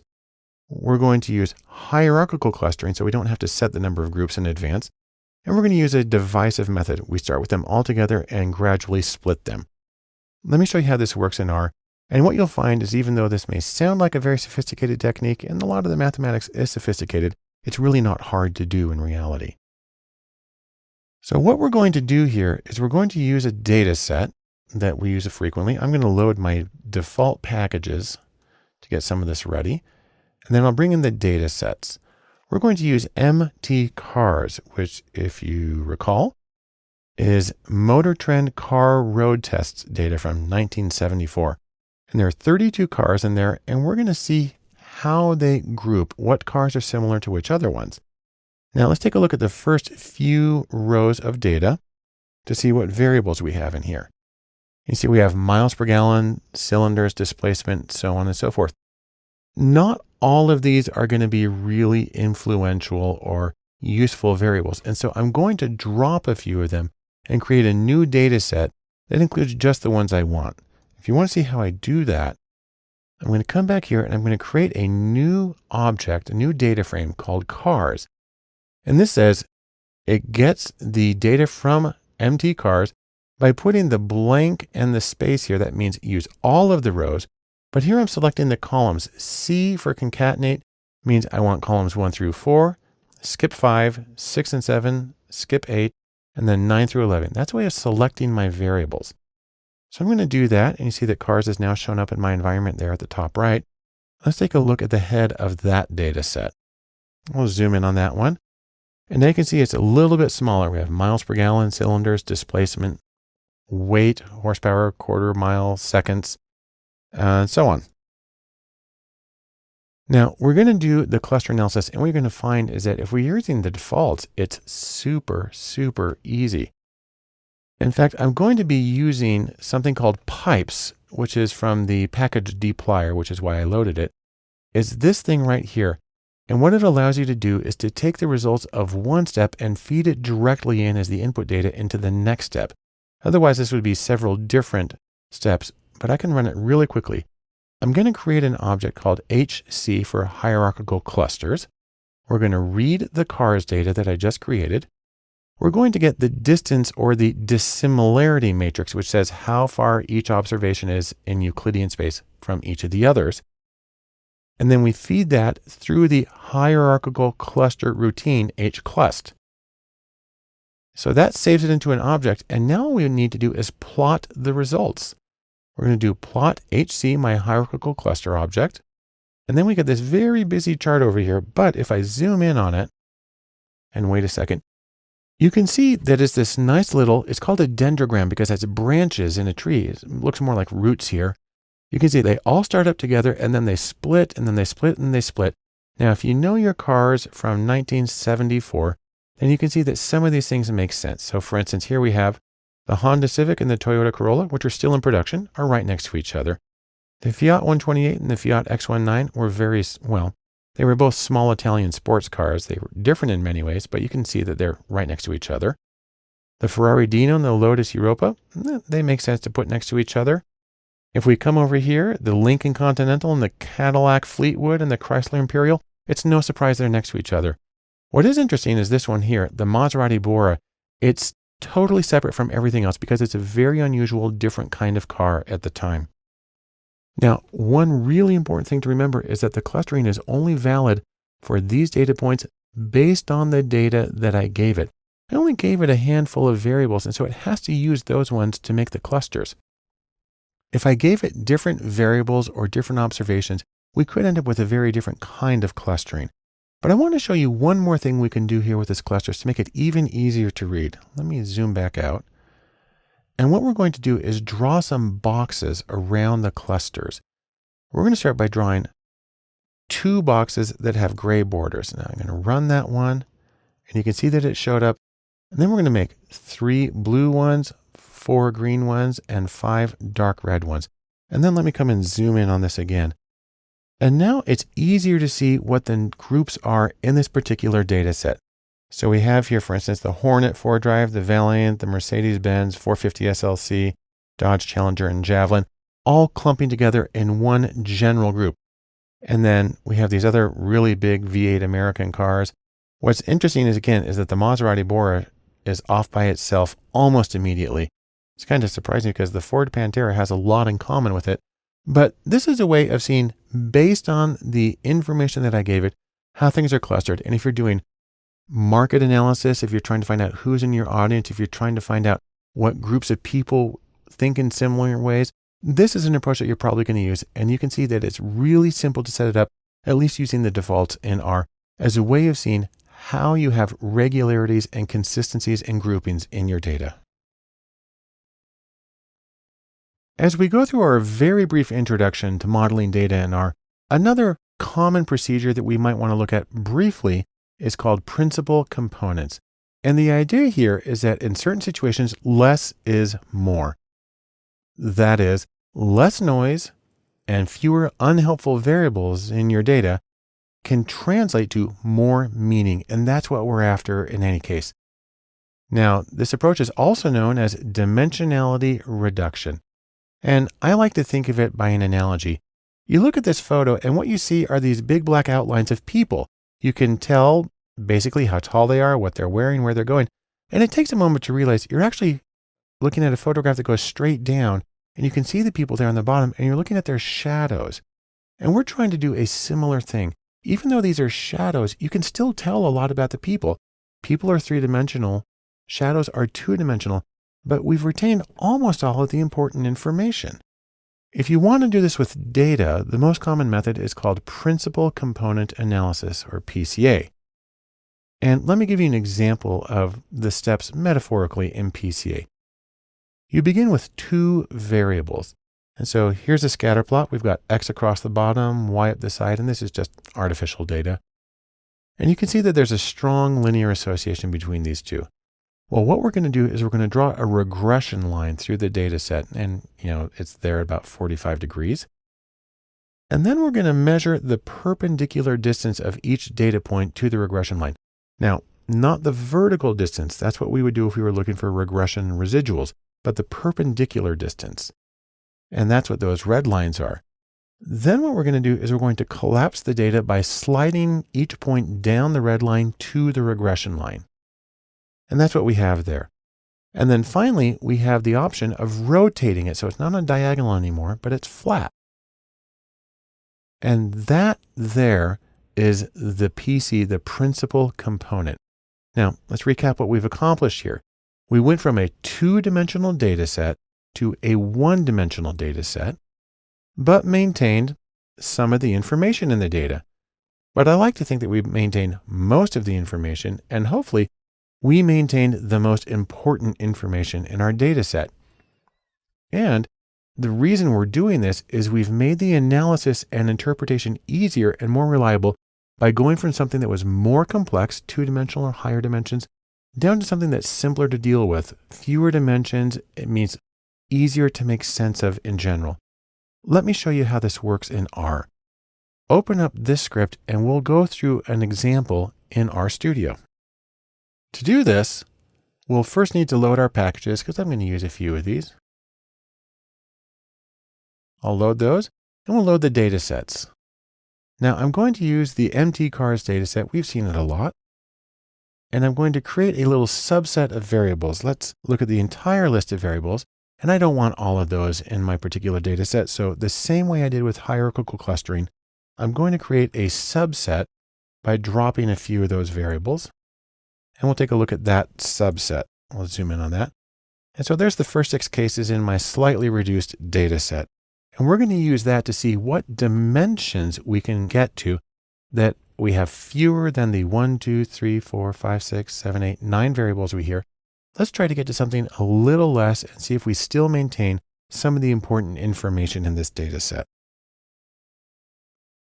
Now, what we're going to do is we're going to start by computing the PCA, the principal component analysis. We'll use the entire data frame here. I'm going to feed it into an object called PC for principal components. And there's more than one way to do this in R, but I'm going to use prcomp. And this specifies the data set that I'm going to use.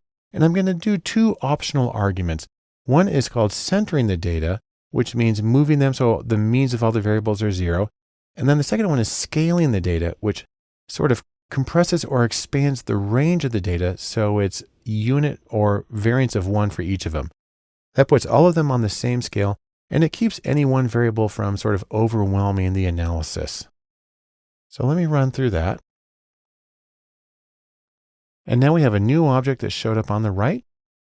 And if you want to, you can also specify variables by specifically including them The tilde here means that I'm making my prediction based on all the rest of these, and I can give the variable names all the way through. And then I say what data set it's coming from. I say data equals empty cars, and I can do the centering and the scaling there also. It produces exactly the same thing. It's just two different ways of saying the same command.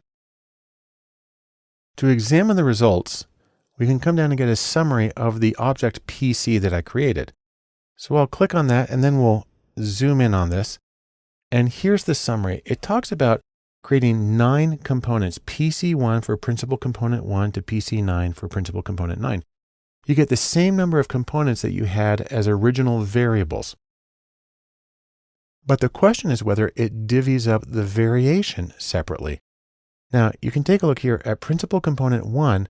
It has a standard deviation of 2.3391. What that means is if each variable began with a standard deviation of 1, this one has as much as 2.4 of the original variables. The second one has 159, and the others have less than 1 unit of standard deviation, which means they're probably not very important in the analysis. We can get a scree plot for the number of components and get an idea on how much each one of them explains of the original variance. And we see right here, I'll zoom in on that our first component seems to be really big and important. Our second one is smaller, but it still seems to be, above 0. And then we kind of grind out down to that one. Now there's several different criteria for choosing how many components are important, what you want to do with them. Right now we're just eyeballing it, and we see that number 1 is really big. Number 2, sort of a minor axis in our data. Now, if you want to, you can get the standard deviations and something called the rotation here. I'm going to just call PC. And then we'll zoom in on that in the console. Just scroll back up a little bit. And it's a lot of numbers. The standard deviations here are the same as what we got from this first row right here. So that just repeats that the first one's really big, the second one's smaller. And then what this right here does with the rotation is it says is what's the association between each of the individual variables and the 9 different components. So you can read these like correlations. I'm going to come back and let's see how individual cases load on the PCs. What I do that is I use predict, run it through PCs, and then I feed those results using the pipe and I round them off so they're a little more readable. I'll zoom in on that.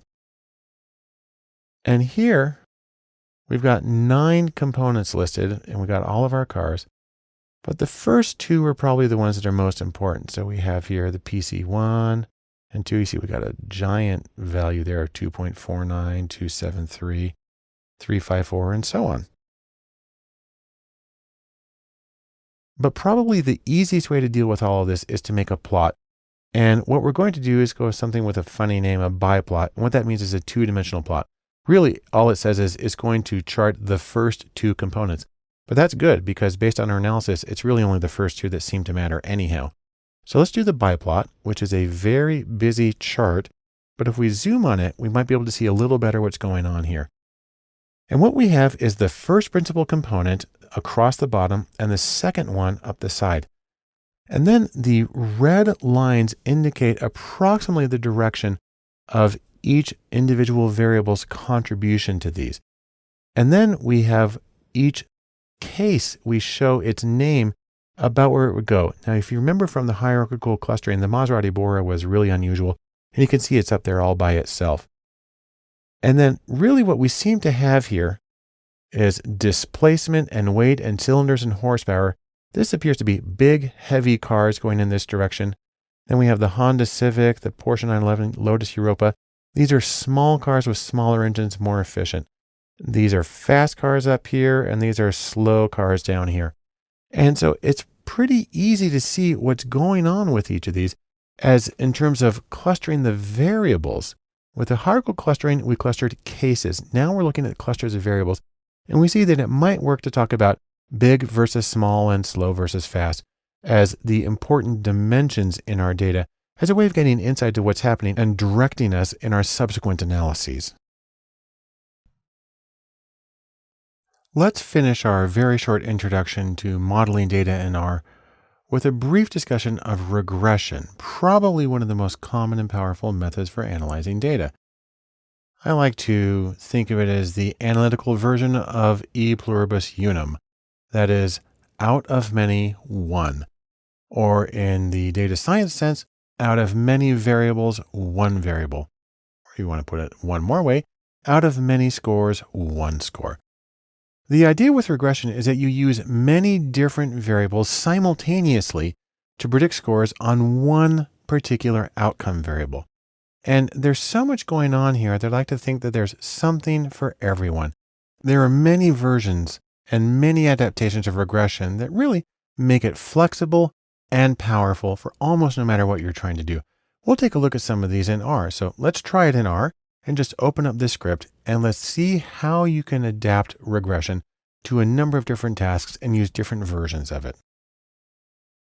When we come here to our script, we're going to scroll down here a little bit and install some packages. We're going to be using several packages in this one. I'll load those ones as well as the datasets package, because we're going to use a dataset from that called US Judge Ratings. Let's get some information on it. It is lawyers' ratings of state judges in the US Superior Court. And let's take a look at the first few cases with head. I'll zoom in on that. And what we have here are 6 judges listed by name, and we have scores on a number of different variables like diligence and demeanor, and whether it finishes with whether they're worthy of retention. That's the RTEN, retention. We'll scroll back out. And what we might want to do is use all these different judgments to predict whether lawyers think that these judges should be retained on the bench. Now, we're going to use a couple of shortcuts that can actually make working with regression situations kind of nice. First, we're going to take our data set and we're going to feed it into an object called data. So that shows up now in our environment on the top right. And then we're going to define variable groups. You don't have to do this, but it makes the code really, really easy to use. Plus, you find if you do this, then you can actually just use the same code without having to redo it every time you do an analysis. So what we're going to do is we're going to create an object called X. It's actually going to be a matrix, and it's going to consist of all of our predictor variables simultaneously. And the way I'm going to do this is I'm going to use as matrix, and then I'm going to say read data, which is what we defined right here, and read all of the columns except number 12. That's the one called retention. That's our outcome. So the minus means don't include that, but do all the others. So I do that, and now I have an object called X. And then the second one, I say go to data, and then this, blank means use all of the rows, but only read the 12th column. That's the one that has retention, our outcome. So following standard methods, X, those are all our variables, and Y, that's our single outcome variable. Now, the easiest version of regression is called simultaneous entry. You use all of the X variables at once, throw them in one big equation to try to predict your single outcome. And in R, we use LM, which is for linear model. And what we have here is Y, that's our outcome variable. And then the tilde means is predicted by or is a function of X. And then X is all of our variables together being used as predictors. So this is the simplest possible version, and we'll save it into an object called reg for regression 1. And now, if you want to be a little more explicit, you can give the individual variables. You can say that R10 retention is a function of or is predicted by all of these other variables. And then I say that they come from the data set US Judge Ratings. That way I don't have to do the data and then $ before each of these. That'll give me the exact same thing, so I don't need to do that one explicitly. If you want to see the results, we just call on the object that we created from the linear model. And I'm going to zoom in on that. And what we have are the coefficients. This is the intercept, start with -2, and then for each step up on this one, add 0.1, 0.36, so on and so forth. You'll see, by the way, that it's changed the name of each of the variables to add the X because they're in the dataset X now. That's fine. We can do inferential tests on these individual coefficients by asking for a summary. We click on that, and we'll zoom in. And now you can see there's the value that we had previously, but now there's a standard error. And then this is the t-test. And then over here is the probability value. And the asterisks indicate values that are below the standard probability cutoff of 0.05. Now we expect the intercept to be below that. But you see, for instance, this one, integrity, has a lot to do with people's judgments of whether a person should be retained. And this one, physical, really, are they sick? And we have some others that are kind of on their way. And this is a nice one overall. And if you come down here, you can see the multiple R squared. It's super high. And what it means is that these variables collectively predict very, very well whether the lawyers felt that the judge should be retained. Let's go back now to our script. You can get some more summary data here if you want. We can get the analysis of variance table, the ANOVA table. And if we click on that, zoom in, there you can see that we have our residuals and the Y. Come back out. We do the coefficients. Here are the regression coefficients. We saw those previously. This is just a different way of getting at the same information. We can get confidence intervals. We'll zoom in on that. And now we have a 95% confidence interval. So the 2.5% on the low end, the 97.5% on the top end, in terms of what each of the coefficients would be. We can get the residuals on a case-by-case basis. Let's do this one. And when we zoom in on that, now this is a little hard to read in and of itself because they're just numbers, but an easier way to deal with that is to get a histogram of the residuals from the model. So to do that, we just run this command, and then I'll zoom in on this. And you can see that it's a little bit skewed, mostly around 0. We've got one person way up on the high end, but mostly these are pretty good predictions. We'll come back out. Now I want to show you something a little more complicated.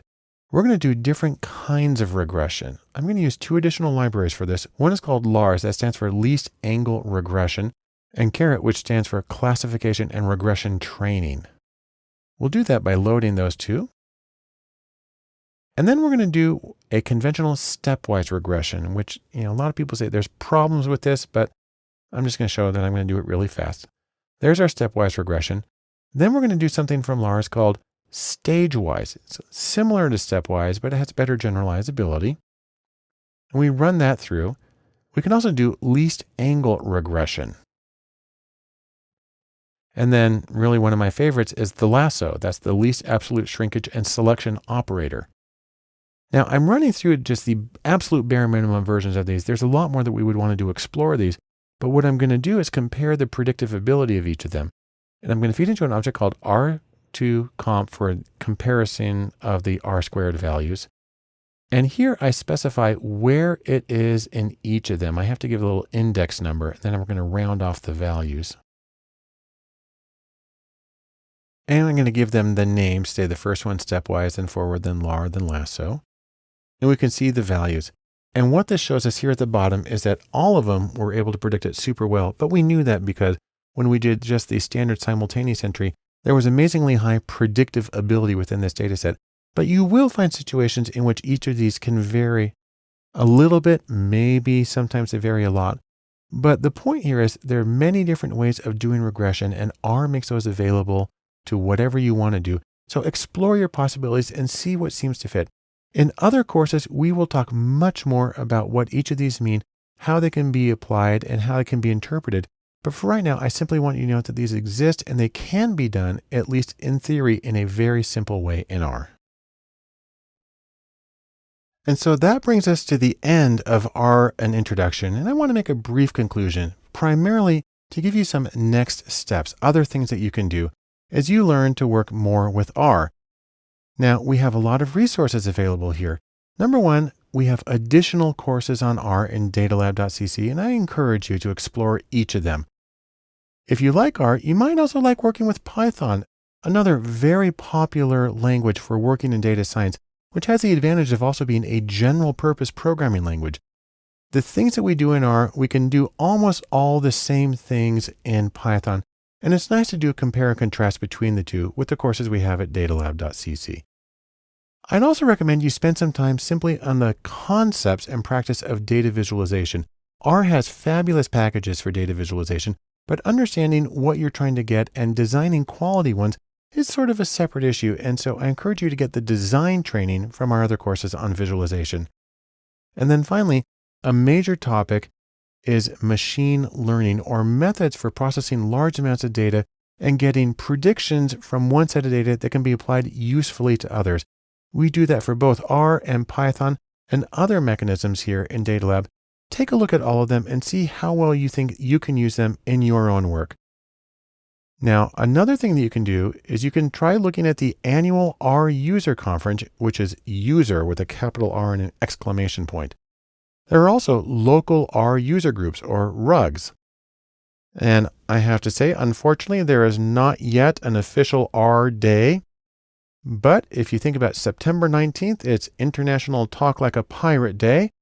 And we like to think because pirates say R. And so that could be our unofficial day for celebrating the statistical programming language R.